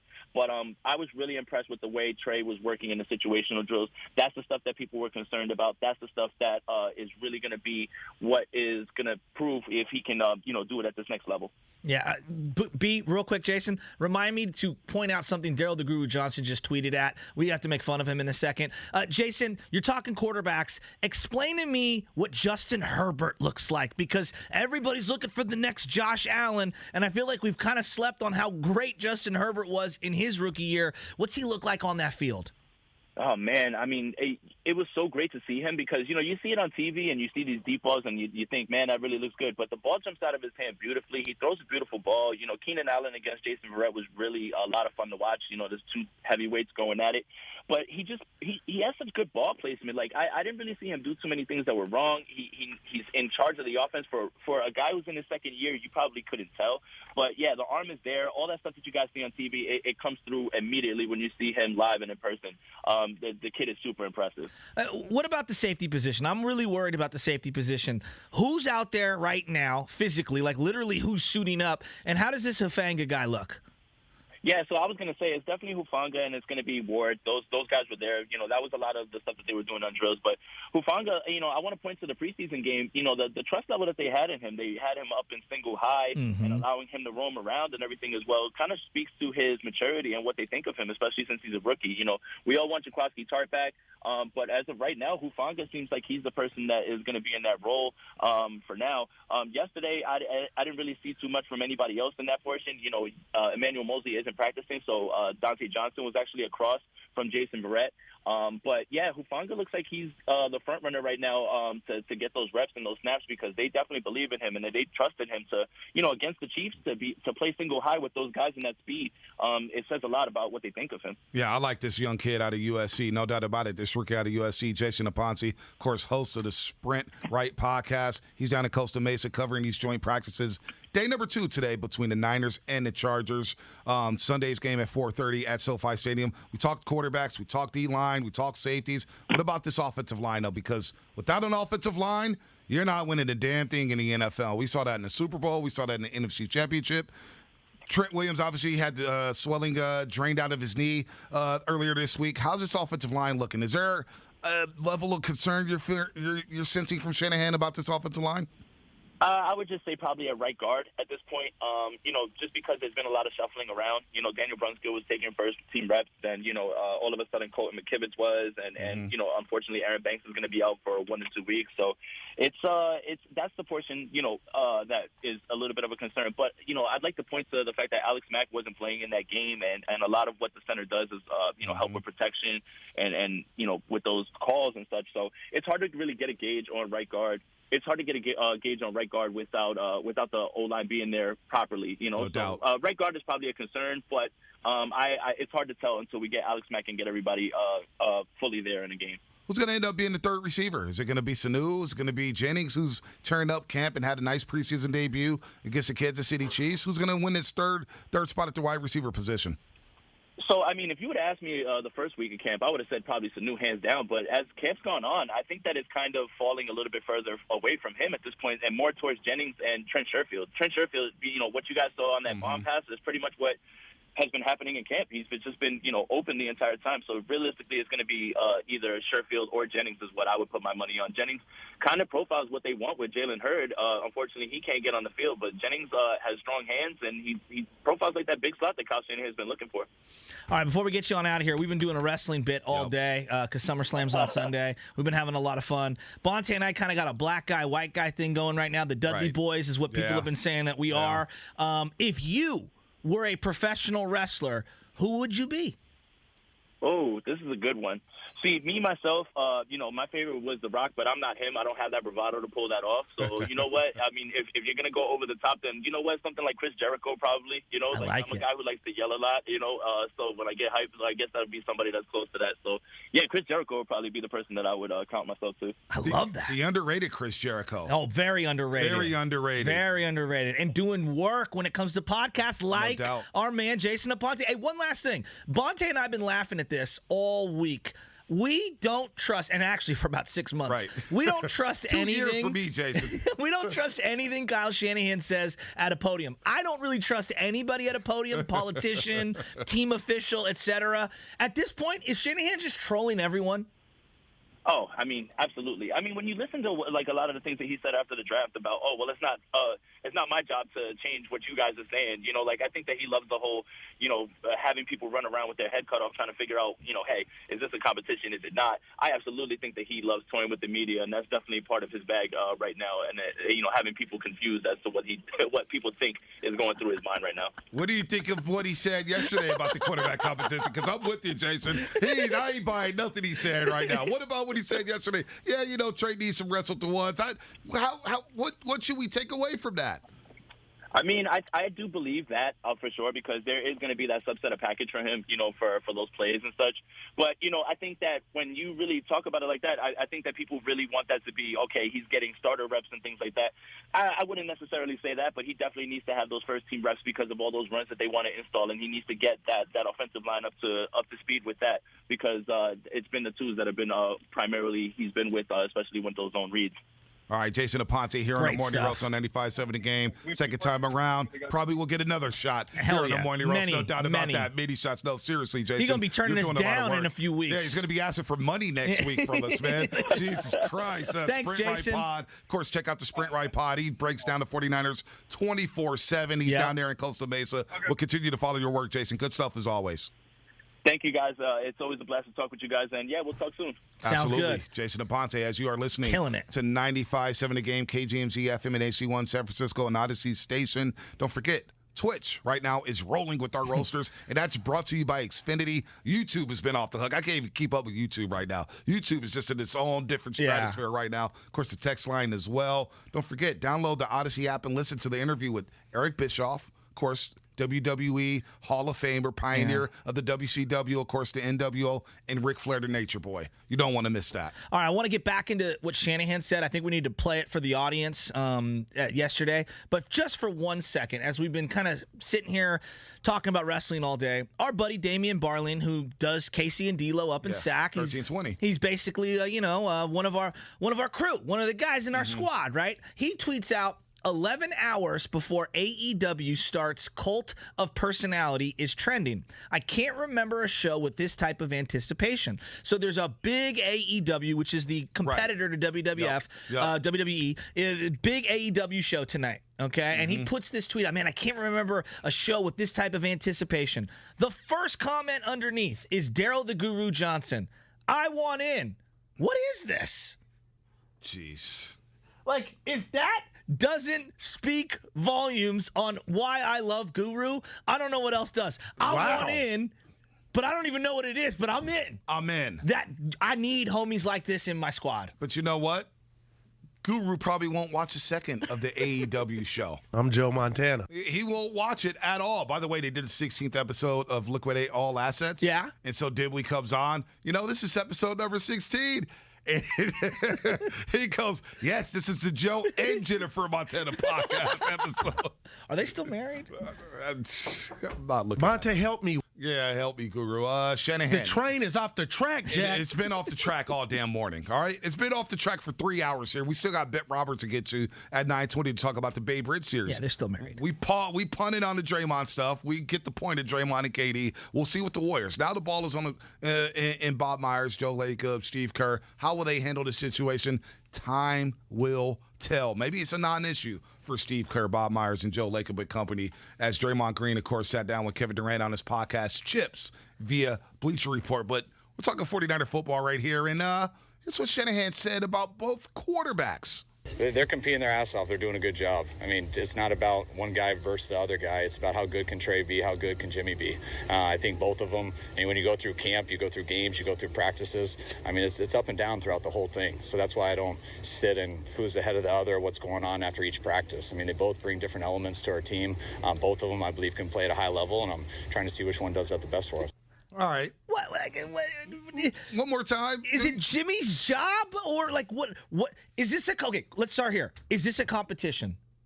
Yes. It's been a competition. Okay. It's been a competition. So let me ask you then, in a competition, does one person get the majority of the snaps with the first team? You know what? If it's a true competition, I don't know. I'm asking out loud. I would think it's 50-50, right? Okay. I would think it's 50-50. But Trey doing what he's doing with the twos, obviously they're giving Jimmy the reps with the first team offensive line. But it's not like we've seen Trey not throw to Brandon Ayuk and not throw to Deebo Samuel, not throw to Trent Sherfield. I'm not saying that it needs to be I know life isn't fair. I'm not saying it should be 50-50. I'm asking you, if it was a true open competition, would it be 50-50?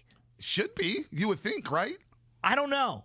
You would think, right? Competition, hey, you're going to get a series. He's going to get a series. He's going to get the next series. You're going to get the next series. You start off the red zone period. Yeah. You start off the red zone. You follow him up on the red zone period. I would think it's 50-50. Yeah. I would assume. I would too, but maybe there's, again, I'm trying to play the devil's advocate here. Right. Maybe there's a reason you'd want Jimmy for some of the other guys out there, maybe because the guy's a rookie and he slows things down. I'm just saying, in the terms of been there, done that, maybe it's for the greater good, meaning Jimmy Garoppolo's going to take the majority of the reps, not necessarily in the competition where we isolate quarterback, but to kind of elevate practice as a whole for some of these other guys, so we're not doing remedial learning at that important position. Yeah, does that make sense? That makes sense. Then if that's the case, then Trey Lance shouldn't be starting anytime soon. If he's slowing down practice, that's true. And you got to start from the basics in training camp during the preseason, then Trey Lance is not starting. You know what I'm saying? That's true. Here's what Shanahan had to say about Trey Lance getting some reps with the ones. I'd like him to get some reps with the ones eventually, kind of reevaluate that after each practice, and not just so he can get with our ones, but also so he can go against some the one defense and stuff. So we'll see if we do some of that tomorrow. If I do, it'd be more trying to get him some reps versus Bosa and Derwin and some of those other guys too, because it's definitely a difference. What do you think of what Jason Aponte had to say about the quarterback competition or the way they looked yesterday? It's interesting, to see that Jimmy Garoppolo's throwing it downfield, that's a good and a bad thing. Yes, I want him to stretch the field, but B, is that in his wheelhouse for success? He's got to add that element to his game. For sure. Subtly, though. Wouldn't you agree? Yes, subtly? But you know what? Not heavy-handed? I like the way that he's doing it now. He saw Trey Lance throw that bomb last Saturday against Kansas City. You don't think in Jimmy's mind he said, you know what? I need to start letting this thing fly. What does Jimmy Garoppolo have to lose at this point? The starting job. But no, seriously. It is. But if you're gonna go out and lose your job, I see what why you're not go out there and let it all fly? Well, here's my argument to that would be if you know your limitations, for example, if I'm gonna lose, Bonte, I'm gonna lose going down my way. Well, I know I'm not the greatest in terms of being the professional, polished broadcaster. I gotta be myself. And if Jimmy wants to be the best version of himself, yeah, throwing it down every now and then, pushing the field, but that can't be the staple that he hangs his hat on. What he has to hang his hat on is rhythmic throwing underneath, getting the ball to guys so they can catch it and turn up field. And occasionally stretch the field. Shanahan knows that's what he does, and you know what?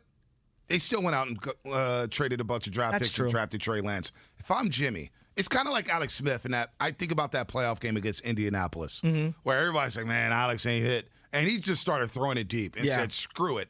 Give me some of that, Jimmy. Let it fly. Take some shots. You don't think Shanahan wants that? Yeah. You don't think he wants – isn't he tired of the dink and dunk? And I'm like, man, I got the play call. So-and-so's open down the field. Take a chance.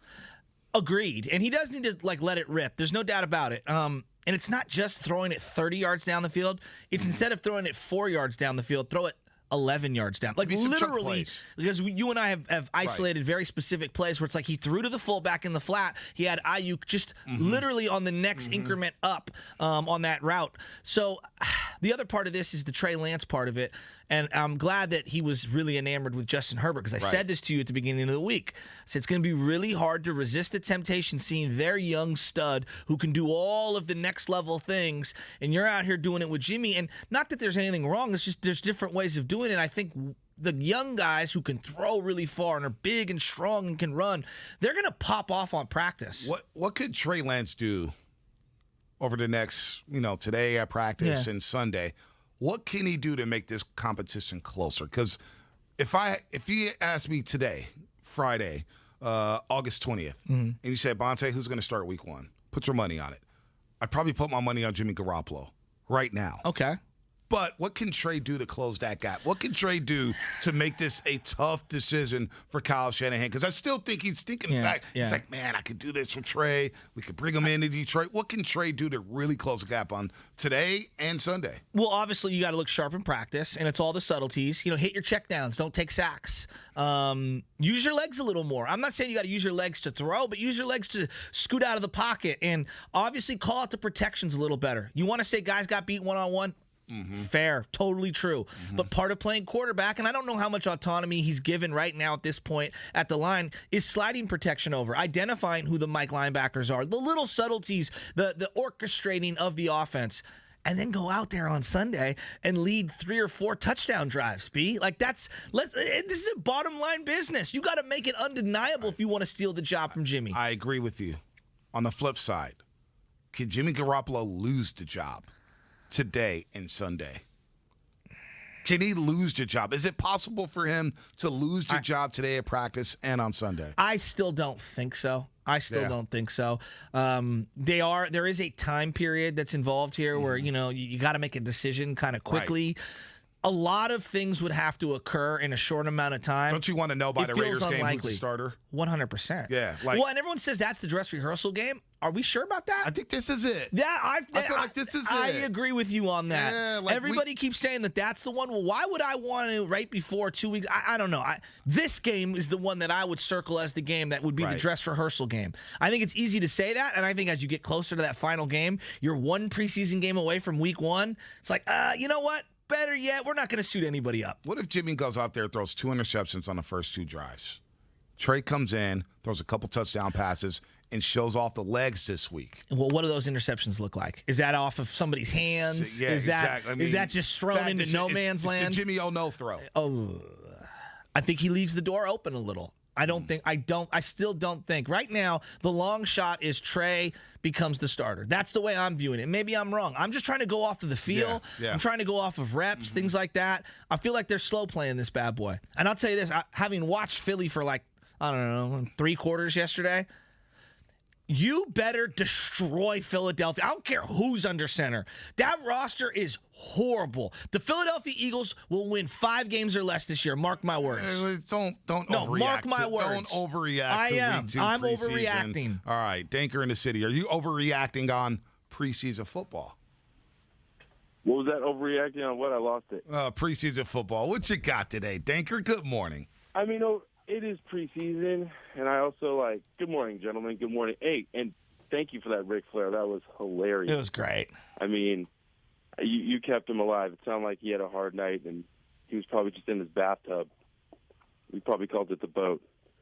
But, I mean, this is the thing. You need, when it comes to, reps, you need to get the rhythm of the handoff. That's huge. But with Jimmy, it's very similar to Draymond and the Warriors. Defenses kind of dictate the flow when they're allowed to sag off certain players. And with Jimmy, the defenses are allowed to sag off the deep ball threat. That responsibility is kind of in their back pocket. They're allowed to cheat.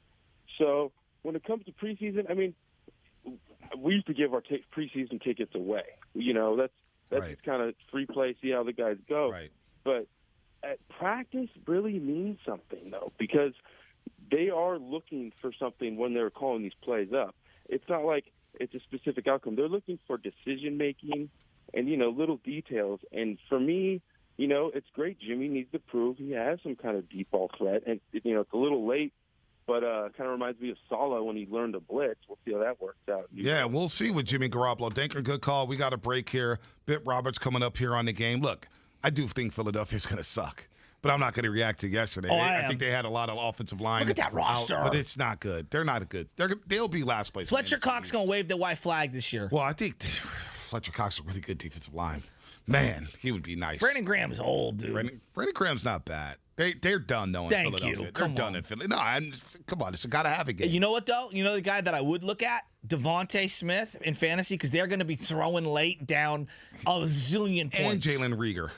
Reagor's now, he's been making plays in practice. Yeah, he's been making plays. He had a nice rookie year until he got hurt. All right, love them Philadelphia wide receivers. I do love me some Eagle wide receivers. All right, Bit Roberts coming up here as we talk a little Babe Ruth series and wrap this bad boy up on a Frisco Friday, a.k.a. Payday Friday here on the Morning Roast with the Butcher and Bonte.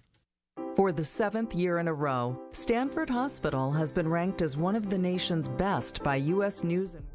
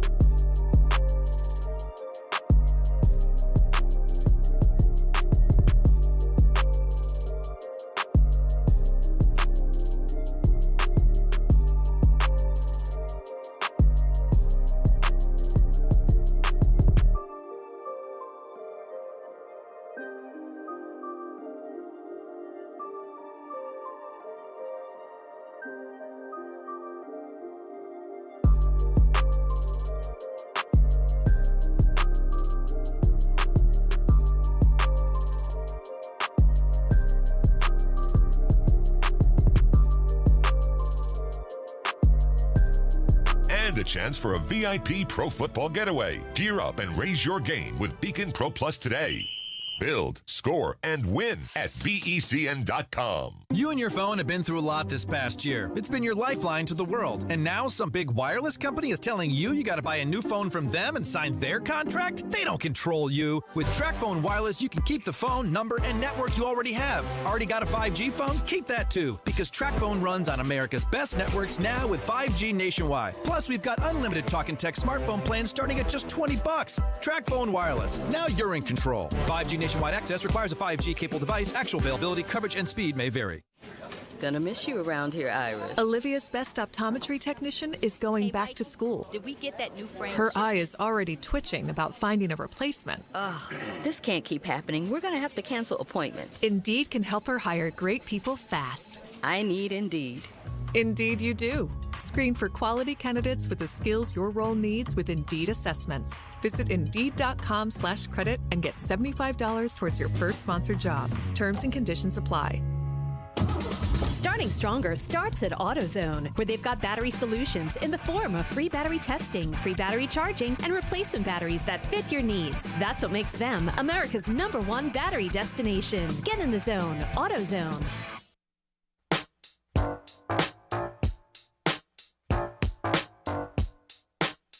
Now, back to the Morning Roast, presented by Timeless Coffee with Bonte and Shasky.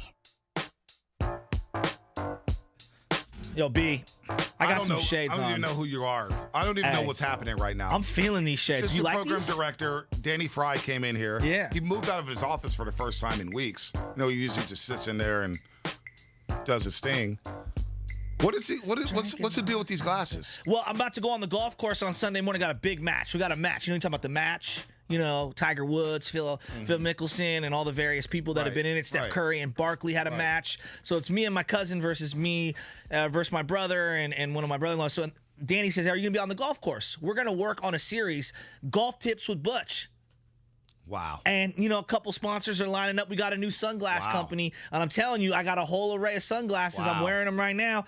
I kind of like these. I like them a lot. I mean, I'm seeing myself, the reflection in here, the tints. Ooh-wee. Damn. I know. They look fly, don't they? They're not bad. They're not bad. Those are nice. You should just wear those for the rest of the show.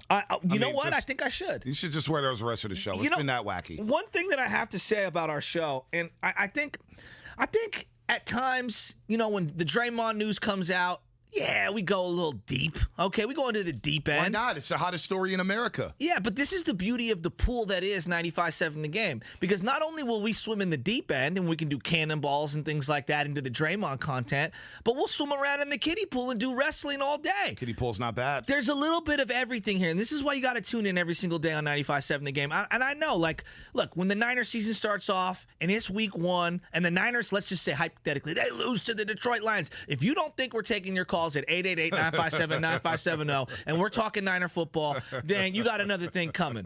What about the text line? Throw out the text line, too. 888-957-9570. Exactly. But on these dead days, we're like, there's no baseball last night. There really wasn't a whole lot. Like, we aren't just going to fake it just to have stupid conversations to shove it down your phone. We want you to tune in, have fun, be entertained. It's a Friday. We've got 2 weekends left of the summer, for crying out loud, and we got SummerSlam this weekend. I feel like that was a promo right there. That was pretty damn good. And our roasters on Twitch, brought to you by Xfinity.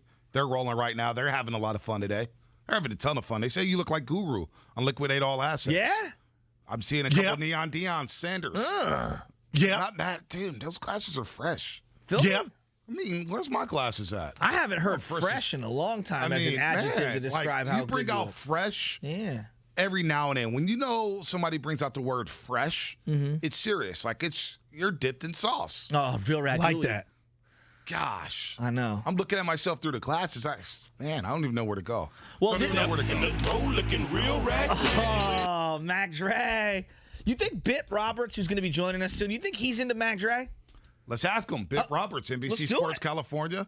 Catch him on A's pre- and post-game as we get ready for the Bay Bridge Series. Making this, I don't think we've had Bit. No, we've had Bit one time, have we? Yeah, on the I think morning we've had roast? him. We've had Bit Roberts on the morning roast. What's up, Bit? Man, hey, listen, if you got to figure out if I've been on. For real. You know I haven't been on enough. Thank you. You know what, Bip? And that's the problem. That's the problem. When John Curley, our producer, was like, what do you do for the Babe Ruth series? I say, call Bip. I haven't talked to Bip in a long time. I saw you last time in the studio. You're looking fresh. You're giving baseball tips. The lining looked crisp. You're talking boxing here. Were you a big wrestling fan, Bip? You know, I was back when Kenji Shibuka and Rocky Johnson, you know, that was way back in the early 70s. Yeah, I used to love big-time wrestling, man. Absolutely. Because SummerSlam's tomorrow, and we had Ric Flair on today. Yeah. We had Eric Bischoff on, and people are telling us, you know, Bonte, if you were a wrestler, you be this guy. Joe Shasky, if you're a wrestler, you be this guy. If you were a wrestler, Bip, who would you be? Man, who would I be? I'd be the guy getting thrown out the ring. I love the honesty. Hey, I love the honesty. We got A's Giants. All right, keep it real. You've been around these parts since forever, man. Like, me and B are out on split caps. I mean, we both grew up in the city. We're out on the split cap thing, A's Giants. Are you in or out on split caps? No, man, I'm an A 72, 73, 74 guy, man. That's back to back to back. That's how I grew up in Oakland. So I've never been a split cap, although my granddad loved the Giants. He used to have that radio on, and I would listen to Lon Simmons and hear about Willie Mays and Willie McCovey and Davenport and all those guys. But I grew up on the Oakland side, so I've always ran toward the green and gold. Yeah, I respect that, Bip. No split caps around here as well. Speaking of this series, Giants A's. Last time out at Oracle Park, it was a fun series. Felt like a playoff series. The Giants won 2 or 3 here. A's, they get a win yesterday in Chicago. They're 2.5 back of the Astros. Giants 2.5 up on the Dodgers here. It's a big-time series, and I think the pitching matchups this weekend, you got the best of the best here when you look at both starting rotations. Yeah, and these games, like you just said, they mean a lot. So that means these guys are going to put out every effort that they can to find ways to win. I imagine both managers will be, hey, you know what? I got all my guys ready. I got them in situations I can put them in. We're going to succeed. I just believe that this is great for the Bay because both teams are playing well. Giants, wow, man, they are just surprising me. I didn't know they were going to be this good, but Kapler's got them playing some good ball. And then when you look at it, Crawford and those guys, man, Buster, these guys they found a fountain of youth, and they're coming back as all-stars and hitting over 300 and driving in big runs. I watched Crawford the other day playing at the plate, and his swing was so nice. I just had to stand up and give him a round of applause. That's good to me, you know. And then you look at what the A's are doing when they bring over the 4 new guys, and Marte and these guys, Harrison and Yams, and what Andrew Chafin have done. They've really helped this team become solid. And now the roster is even elongated to the point where you can go to anybody and find somebody to get the job done. So I'm looking forward to it. I'm going to be out there today sitting in the stands, acting like a fan. Hopefully I won't get bothered too much, but I'm going to enjoy myself. Oh, I'm totally looking forward to these games. And you bring up a great point about the A's. I feel like they're flying under the radar right now, not just locally, but nationally as well, with the Red Sox kind of having their slip and slide that they're having. The Yankees are always going to be headline grabbers. The A's are right where they need to be. 2.5 out from the Astros and right there in the wild card spot. This feels like a team that can actually do damage if they can get into this playoffs. Yeah. I liked them a little more than, you know, in the previous years when they got to the wild card. You're like, okay, who's going to start? Oh, well, he's too young, or maybe he's not as sharp as he should be. But I like what I see now. I like the fact that they're competing, and they're competing to win, not just competing. And I think that's a tribute to Bob Melvin and what he's taught these kids and how he handles his clubhouse. He allows these guys to be themselves. You know, when I came over to the A's back in '98 from Detroit and I got into that clubhouse, I just instantly relaxed. And I was able to play my game. I went from hitting like 270 to hitting over 300 because they allow you to be yourself. So I really understand how that clubhouse works, and I just know that they're in a situation right now where they're confident enough to believe they can win. And it's because of the guys that they brought over, but it's also because guys like Chapman are starting to hit the ball. Mm-hmm. Olsen has been solid all year. Mm-hmm. And then you look around and you say, wait a minute, man. Canna in the leadoff spot. He's not a leadoff guy, but he's done the job. So these guys understand their roles. They accept their roles, and then they're able to flourish at the role. You know, as surprising as it is, Bip, and we have Bit Roberts here on the Morning Roast with Shasky and Bonte. Of course, Bit Roberts on NBC Sports California, A's pre- and post-game shows, former major leaguer, of course. as much as it's surprising that the Giants are in first place and they're hitting all these home runs and they're getting good innings from the bullpen and the starting rotation, I'm as surprised that Matt Chapman is struggling so much at the plate. Now, he has gotten hot recently here. What has been the adjustment for Matt Chapman as he is starting to drive the ball out of the yard? I think the mental part has caught up with the physical part. After having that hip surgery, I think mentally he was a little gun-shy, and I think he was getting in between pitches, and then he started guessing on pitches. And then when you're not having success, you start to doubt yourself at the plate. And so he kind of felt like he was an easy out. But I think somewhere along the line when Marte and those guys came over, he just said, you know what, the heck with it, man. I'm just going to push my body, and hopefully my mind will catch up. And I think that's what's happening. He's just thrown it all caution to the wind and said, whatever happens is going to happen. I'm just going to do what I'm capable of doing. And I like his aggressiveness at the plate now. And that's what I wanted to see more of than anything. Be aggressive at the plate. I'd rather you be over-aggressive than to be passive. Because when you're passive, that's when fastballs go right down the middle, or you're looking at strike three right down the middle. But when you're aggressive, now you're looking for a pitch, and when you get it, you're hunting it. And so he's hunting right now. And I like the way he's hunting because he's not getting caught in between the fastball and the breaking ball. When he sees a fastball, he's letting it rip. When he catches a curveball or a breaking ball that's now hanging over the plate, he's driving it, and he's driving it out the yard. Hey, Bip, you obviously play at the big league level, but growing up, you know this as well as anyone does. Usually the best player, he's playing shortstop, he's pitching, he's batting third in the lineup or leadoff in the lineup. I'm seeing what Shohei Ohtani is doing, and it's like this is what we've all seen at lower levels since playing the game of baseball at T-ball level. And to see him do it on the grandest of scale, I'm just kind of blown away. I'm blown away at this guy. Yeah. Are you as impressed as I am? I am thoroughly impressed. He is one of the guys that I will now stop what I'm doing and see and watch his at bat. If he's pitching, I'm going to watch him pitch. He is now the ultimate six-tool player. That's what you want to call it? Changed to all of baseball. And then the bar was set high because you always thought about Babe Ruth, right? Mm-hmm. Well, he's homered more than Babe Ruth has homered in one season, and his ERA is at a point where he threw harder than Babe Ruth. So I love Babe Ruth. I've always eaten Babe Ruth Snicker bars and stuff like that. And Babe Ruth was always that guy you thought about when you start saying, okay, one of the greatest hitters of all time, home run hitters, has been Babe Ruth. Ohtani is starting now to make his mark. And he's starting now to, in this day and age, become the face of baseball. Mm-hmm. And I think that's great because that's what Babe Ruth used to be. And now Ohtani has become that. And that's because he has shown everyone he's not fluff. He's the real deal.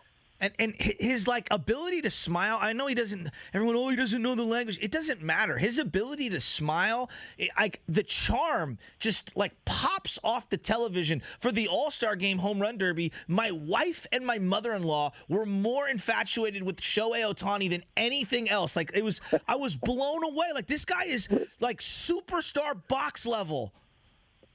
Yeah. I mean, hey, I'm not one who says, hey, man, this guy looks great, but the women love him. So I think that says a lot, right? I love it, Bip. Hey, Bip, man, take care, man. I can't wait to see you back at the studios, man. Enjoy this weekend. It's going to be some good ball at the Coliseum.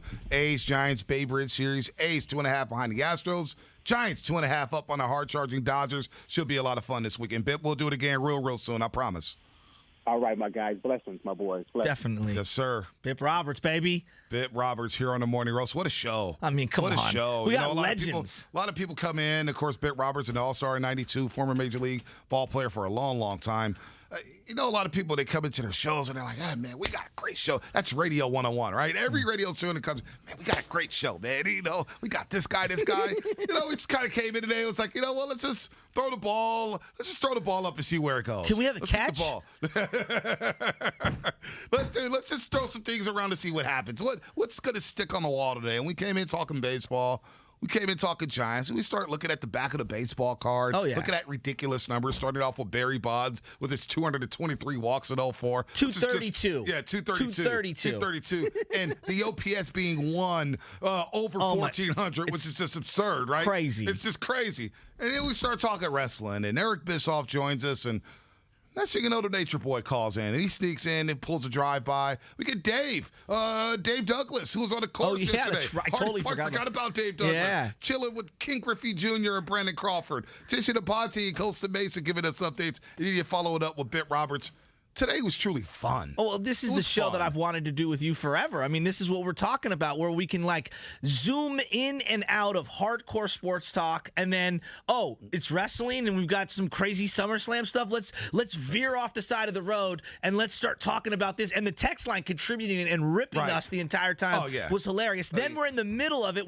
We had Bischoff scheduled, had no idea Ric Flair was going to even make an appearance. The guys in the back are like, you know what we need right now to douse some gasoline on this bad boy? Let's go get us some Ric Flair. And he came on here wooing. I mean, come on. He was on the boat. He was chilling. And look, the Roasters on Twitch brought to you by Xfinity.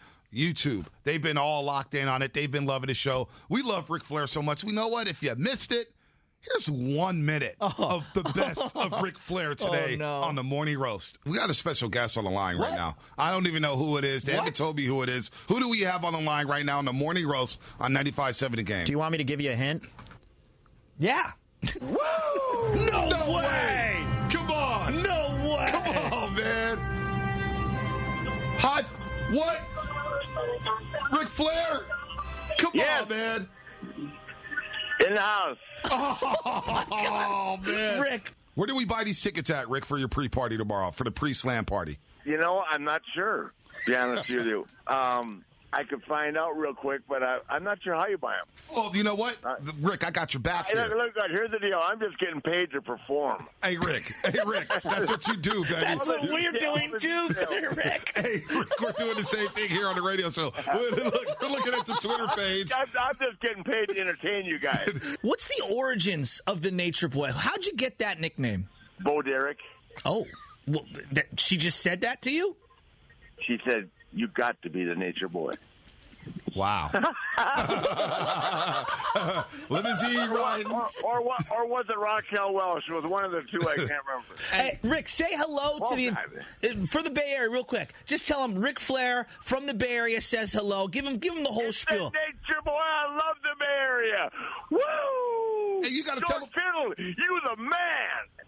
Unless the Nature Boy's in town. Woo! You got to tell him you love 95.7 The Game as well. Well, there goes that. I don't think he loves 95.7 The Game. Oh, man. Oh, my God. Next level. That is, go to the Odyssey app. Oh, my God. Download that interview on the Odyssey app, exclusively on the Odyssey app, 957thegame.com. No, you're not even selling it right. Look at me tell you. My 65-year-old father, who does not know anything about technology, the guy who would rip the cord out of the wall saying, that's how I turn off the computer. My dad knows how to go to the App Store on his phone, look for Odyssey, Audacy, I'm sorry. and then you click download. It's free. It's literally free. You can listen and stream 95.7 The Game anywhere you want. You can plug it into your car, drive around the Bay Area. You're in another area. You're at home. You literally download the Odyssey app. Listen to us. You can go back and listen to Bischoff today. Shasky. Dallas Braden, if you want some baseball talk. You want to hear Ric Flair make fun of us? I got to say, Shasky, and this is a compliment.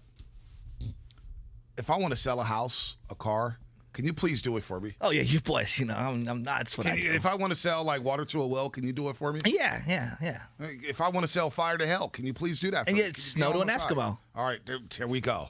Wow. You like that, don't you? Dude, 707, Ric Flair leaving me on red at the end was amazing.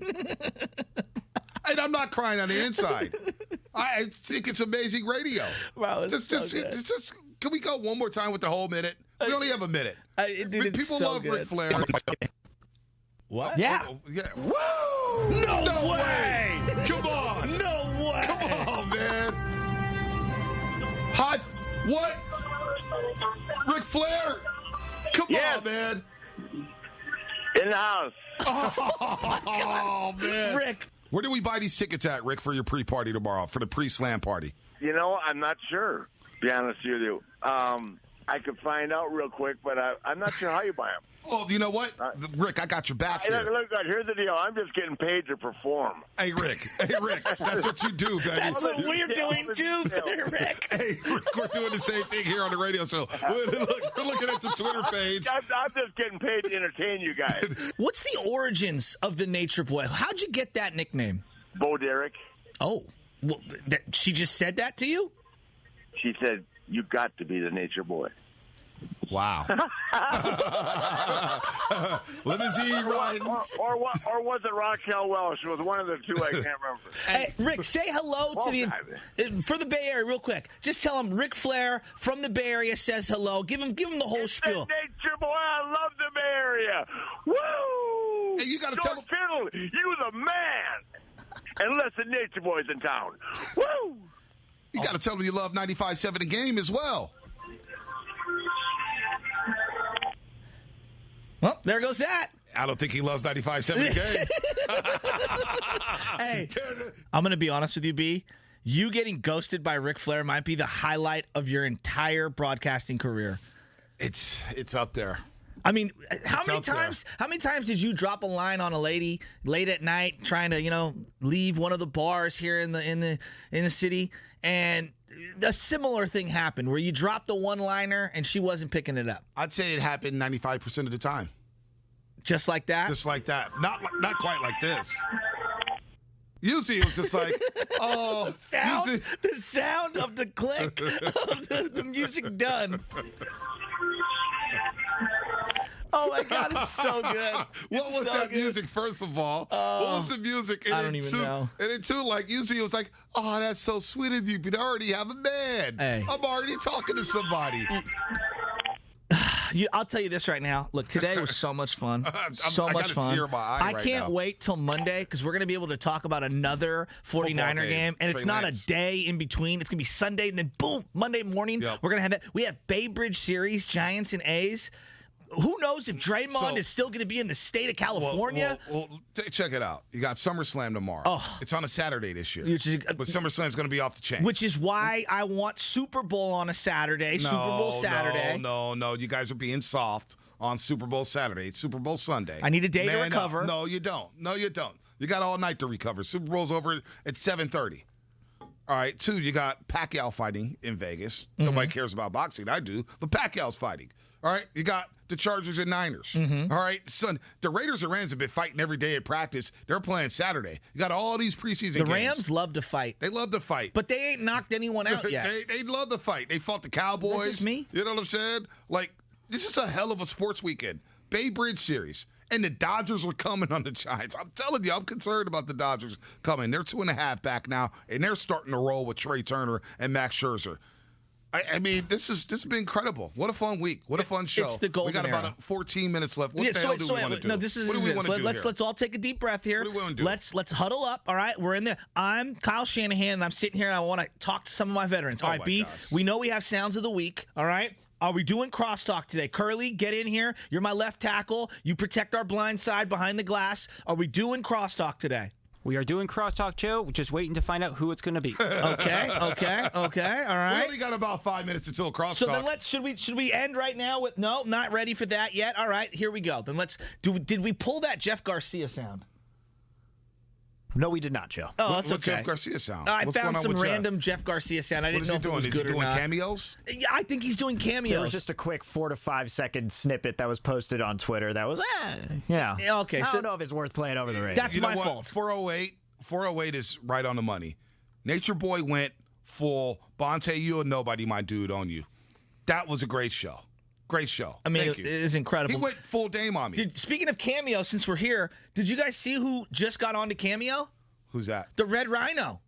Jack Kerrigan. Oh, my gosh. The kid from St. Ignatius. How much is he charging? I don't know. You know what? We should look it up, please. Come on, man. I'll filibuster while you look it up. Cameo. Jack Kerrigan. I mean, you hate to see it. The Red Rhino. He's been at all the games. He's on the 415 Giants, I guess, advertisement, if you will. He was the kid with the giant red mullet who was pumping his hand in the air and then slapping his belly and became an internet sensation. He's doing a lot with Barstool Sports. I know I'm not big on Barstool, but I know a lot of people are out there. And so now he's on Cameo, and I'm jealous. In like a week and a half, he has like quadrupled my following on every media platform. So he's got Twitter followers galore? Oh, dude, he's got like at least 10, 12,000. Really? Yeah, he's getting impressions. What is he? We might hire him here at 95.7 The Game because of the traction he gets on social. Oh, gosh. Red Rhino. All right, I don't see him. Barstool Sport. Oh, I found him. How much is he charging? He's charging $10. Okay, reasonable. That's Not bad. reasonable. I was expecting him to just come out guns blazing, charging about $75. How much do you think you could get on Cameo? That's a great question. Yo, what's up? This Bonte Hill from the Warriors pre- and post-game? No, I always drop the morning roast first. I always start the roast first. It's your boy Bonte Hill, 95.7 The Game on the morning roast, a.k.a. Warriors pre- and post-game with Mully and D. Right, baby? Happy birthday to you. Wait, I hope you time have a out. blessed day. It's Bonte Hill signing out. So you give Mully and Darrell Wright a shout-out in your little speech there, but not me, your boy? Yeah, sometimes. Damn, I'm trying to get Talk more about views. being left high and dry like Ric Flair. I'm trying to get more views, dog. Doesn't it sound better if I shout out the Hall of Famer and former 15-year NBA vet and Darrell Wright, NBA champ? Kershasky, I mean, I don't know, like, I may have to charge $5 if I throw your name in there. I mean, Curly, If I get Mully and D right in there, Curly, I probably could get $40 a shout out on Cameo. Your boy's out here drowning in the ocean, and you can't throw me a life vest? Hey, y'all, it's your boy Bonte Hill. Morning roast, my boy Joe Shasky, the Butcher, Chris Mullen, Darrell Wright, baby, on Warriors pre- and post-game, NBC Sports Bay Area, Trey Area. What's up, baby? Happy birthday from yours truly, Bonte Hill, a.k.a. I'm a nobody. So that's your Cameo pitch? That's what you would do? I'll probably tweak it a little bit. I would personalize it for an individual if I was on Cameo. Yeah, of course I would. I mean, you know? I mean, of course, but we'll tweak some things there. I'm trying to look at Red Rhino, how many followers he has on Twitter. Yeah, what's he got? My brother, dude, Red Rhino's like a star. I told you. He's got 12.8 thousand. He's about to hit 13K. If I was Twitter. him, I wouldn't even go to school right now. I would not go to school I either. think I'd probably just bounce out. I'll throw down maybe a Lincoln for you. Maybe a little $5 for a Bonte Cameo if I'm looking for a happy birthday shout-out. That's it? Wow. Maybe All right, we got $5. some numbers here. Bonte, you could get $25. Wow, that's high. I may have to do a Cameo now. 408, I'll buy it for $1. 347, $20. Where is 347? I don't know. I know area codes, Ludacris, and I do not know the 347. Dude, 347. Huh. Wow. So all right, so on to this Cameo thing. I would try to get it to the point where I could help outsource the cameos because, I could see my inbox getting a little, busy and me kind of kicking the can down the road. I got a great idea. Huh. Me and you, we both do the cameos. You know what? You get a Shasky and great Bonte idea. collaboration. Let's do this. You get about $50. We split. I get 60. No. $65, 35. Yeah, Bonte, my coming direction. my way. Come on, man. You're Manny Pacquiao. I'm Floyd Mayweather in this I'll situation. make you a deal here. I'll make you a deal.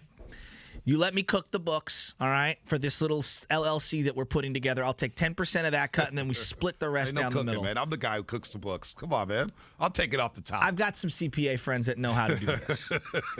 I know you do. Hey, man, $50. Maybe we'll get it. What do you think Matt Steinmetz would get on Cameo? Ooh, what do you think Steiny gets? Former sideline reporter for the Golden State Warriors, holding down the fort on the midday show with Dibs and Guru, carrying Dibs and Guru, absolutely carrying them this week. Oh yeah, for sure. For sure. Steiny gets about what? $30 for a Steiny cameo? I mean, he is Reading, Pennsylvania's finest. Wow, what would you get? D3 All-Star. Yeah, what would you get for a cameo, Steiny? I got to tell you, I was contacted by them a few months ago and kind of was like, this is pretty cool, and then thought, like I always do, nobody's going to pay any money to hear me say, hey, happy birthday, Jimmy. good luck to you. Really appreciate it. Steiny, come on, man. You're selling yourself short, I know. man. We've got a hard enough time getting an opinion out of you when you're sitting on that fence, and we're paying you full time. So basically, Cameo, if you're a big boy, somebody will say, look, I'll give you $100, do a Zoom of yourself wishing my wife a happy birthday, make it about a minute, personalize it, give you $100. Yeah. Mm-hmm. That's pretty easy money if you can get it. Right? If you can get This it. Red Rhino guy's charging people $10. Yeah. Do you know who Red Rhino is? I have no idea. It's this Giants fan who, when I was on vacation, apparently he's got this mullet. He's Huge on mullet. Barstool now. Yeah. He's a high school. What do you go to? St. Ignatius. He's a rugby player for Golden Gate All right. Rugby. He's a senior right now. Apparently, he's a great kid. And from what I understand, he went viral, Steiny, at a Giants game because somebody hit a home run and he was chanting, and then he started rubbing his belly.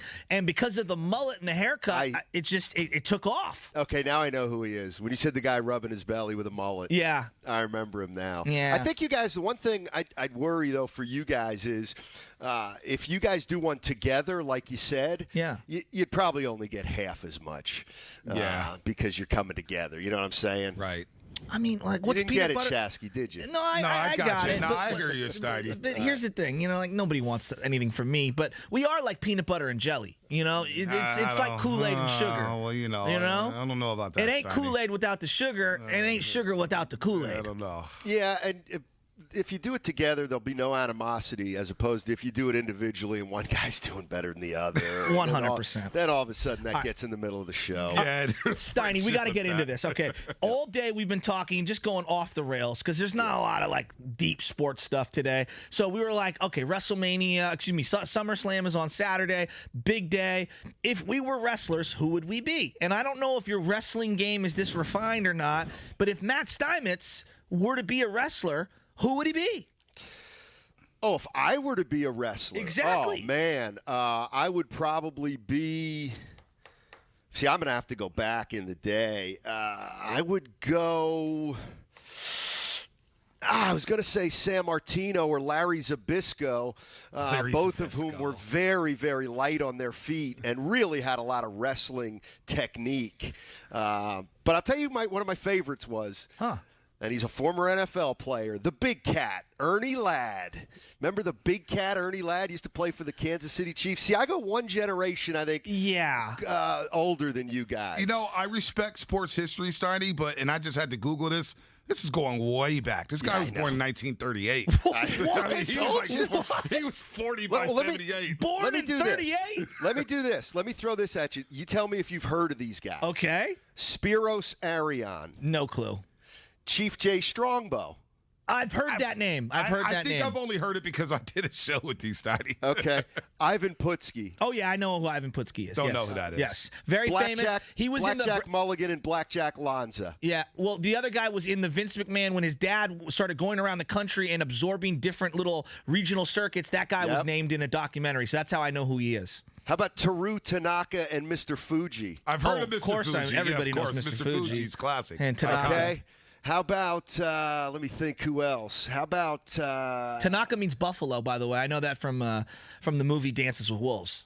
Gotcha. How about Stan the Lariat Hansen? No. Oh, wow. He used to put silver dollars in his elbow pad, and then he'd clothesline, and then he would clothesline guys. A lot of way more foreign objects back in the day than they do now. Hey, dude, I used to, they used to have, the regions. Right. And so they would come through the Northeast, and they would come to Hamburg Fieldhouse, which was outside Reading. Held about 3,000, real old dumpy arena. But I went to a couple of those with my brother, man, and I'll never forget Chief Jay Strongbow used to be huge back in the day. Some of the stuff you probably couldn't do today. But anyway, I was always disappointed because I was walking around a Hamburg Fieldhouse and I saw Chief Jay Strongbow smoking a cigarette about 10 minutes before he was set to take the ring. And I was like, well, wait a minute. I thought you... all right. Hey, Steiny, I'm now imagining you as a cynical 11-year-old sitting there watching pro wrestling and trying to break down the whole thing. And I've now found your wheelhouse. And you know what? It's funny because you work with the pro wrestler and Guru. He cuts promos all day. You know what? It's funny. I mean, I just remember All-Star Wrestling used to be on at noon, and the swimming pool in our area would open at noon, so my family would all leave, and I'd meet them after 1 o'clock, after the hour-long wrestling was over.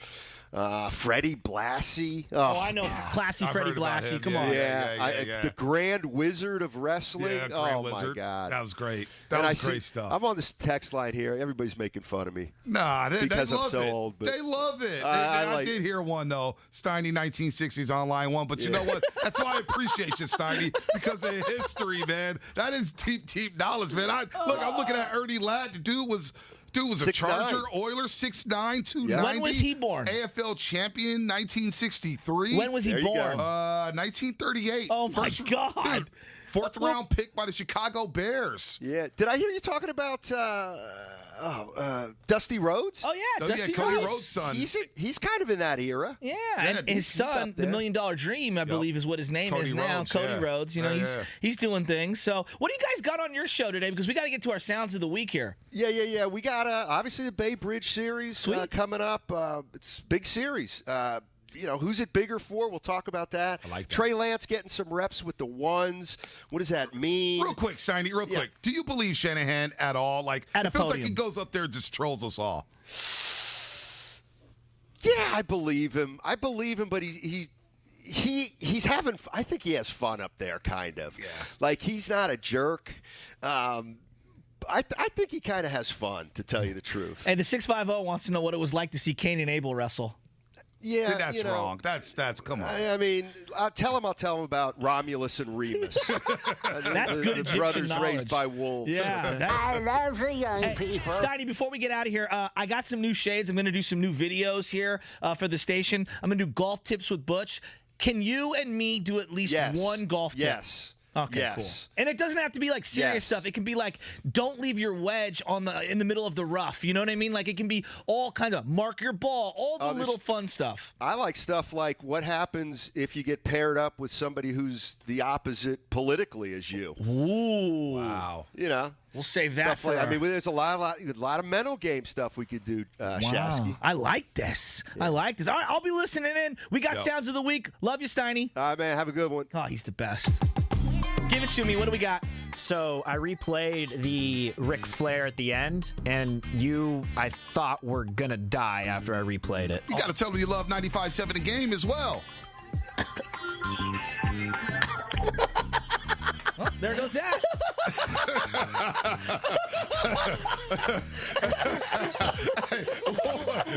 What was that music, man? Right. What was the music? I almost choked and died right there. I was great. Crying. That was physically. Great. You can see it on YouTube. I was laughing at your laugh. It was great. It's great. Oh, there goes that. Right there. Dude. Right there. Is his laugh not like the Joker? That's a Joker type of. It's like in Austin Powers when they all try to do the evil laugh. Oh yeah. Yeah, that kind of thing. $1 million. All right, what else we got? Bonte, you're not off the hook here. It's obvious his parents were a big fan of the Disney classic The Lion King, and I kind of was too. So, Sylvania, Mama Chihuahua.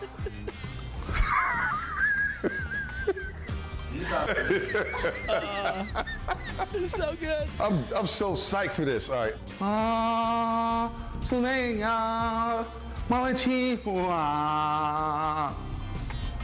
That wasn't good enough. You gotta do it. That wasn't good enough. I gotta do it again. That wasn't strong. All right. Sylvania, Mama Chihuahua. I have no idea what you were trying to sing there, Mr. Lion King, but that was bad. That was bad. Anything else? And what a fitting way to end the roast. Another week of the roast here on a Frisco Friday, Payday Friday. Been a lot of fun. Yeah, Curly, are you alive back there? I don't think so. Weird day today. Yeah, Get back to the Niners. I haven't heard from Curly. Argue about Jimmy and Trey. I haven't heard from Curly in 3 days, man. Eric Bischoff, Ric Flair, Pitt Roberts, Dallas Brayton, Dave Douglas, Jason Aponte, Langford, Curly, Shasky. What a day. I can't wait to hear about King Arthur wrestling in the medieval times with Steiny. Oh, my gosh. Have a great weekend. Steiny Guru Tips next. You got to tell them you love 95.7 The Game as well. We got a special guest on the line right now. I don't even know who it is. They haven't told me who it is. Who do we have on the line right now in the morning roast on 95.7 The Game? Woo! No way!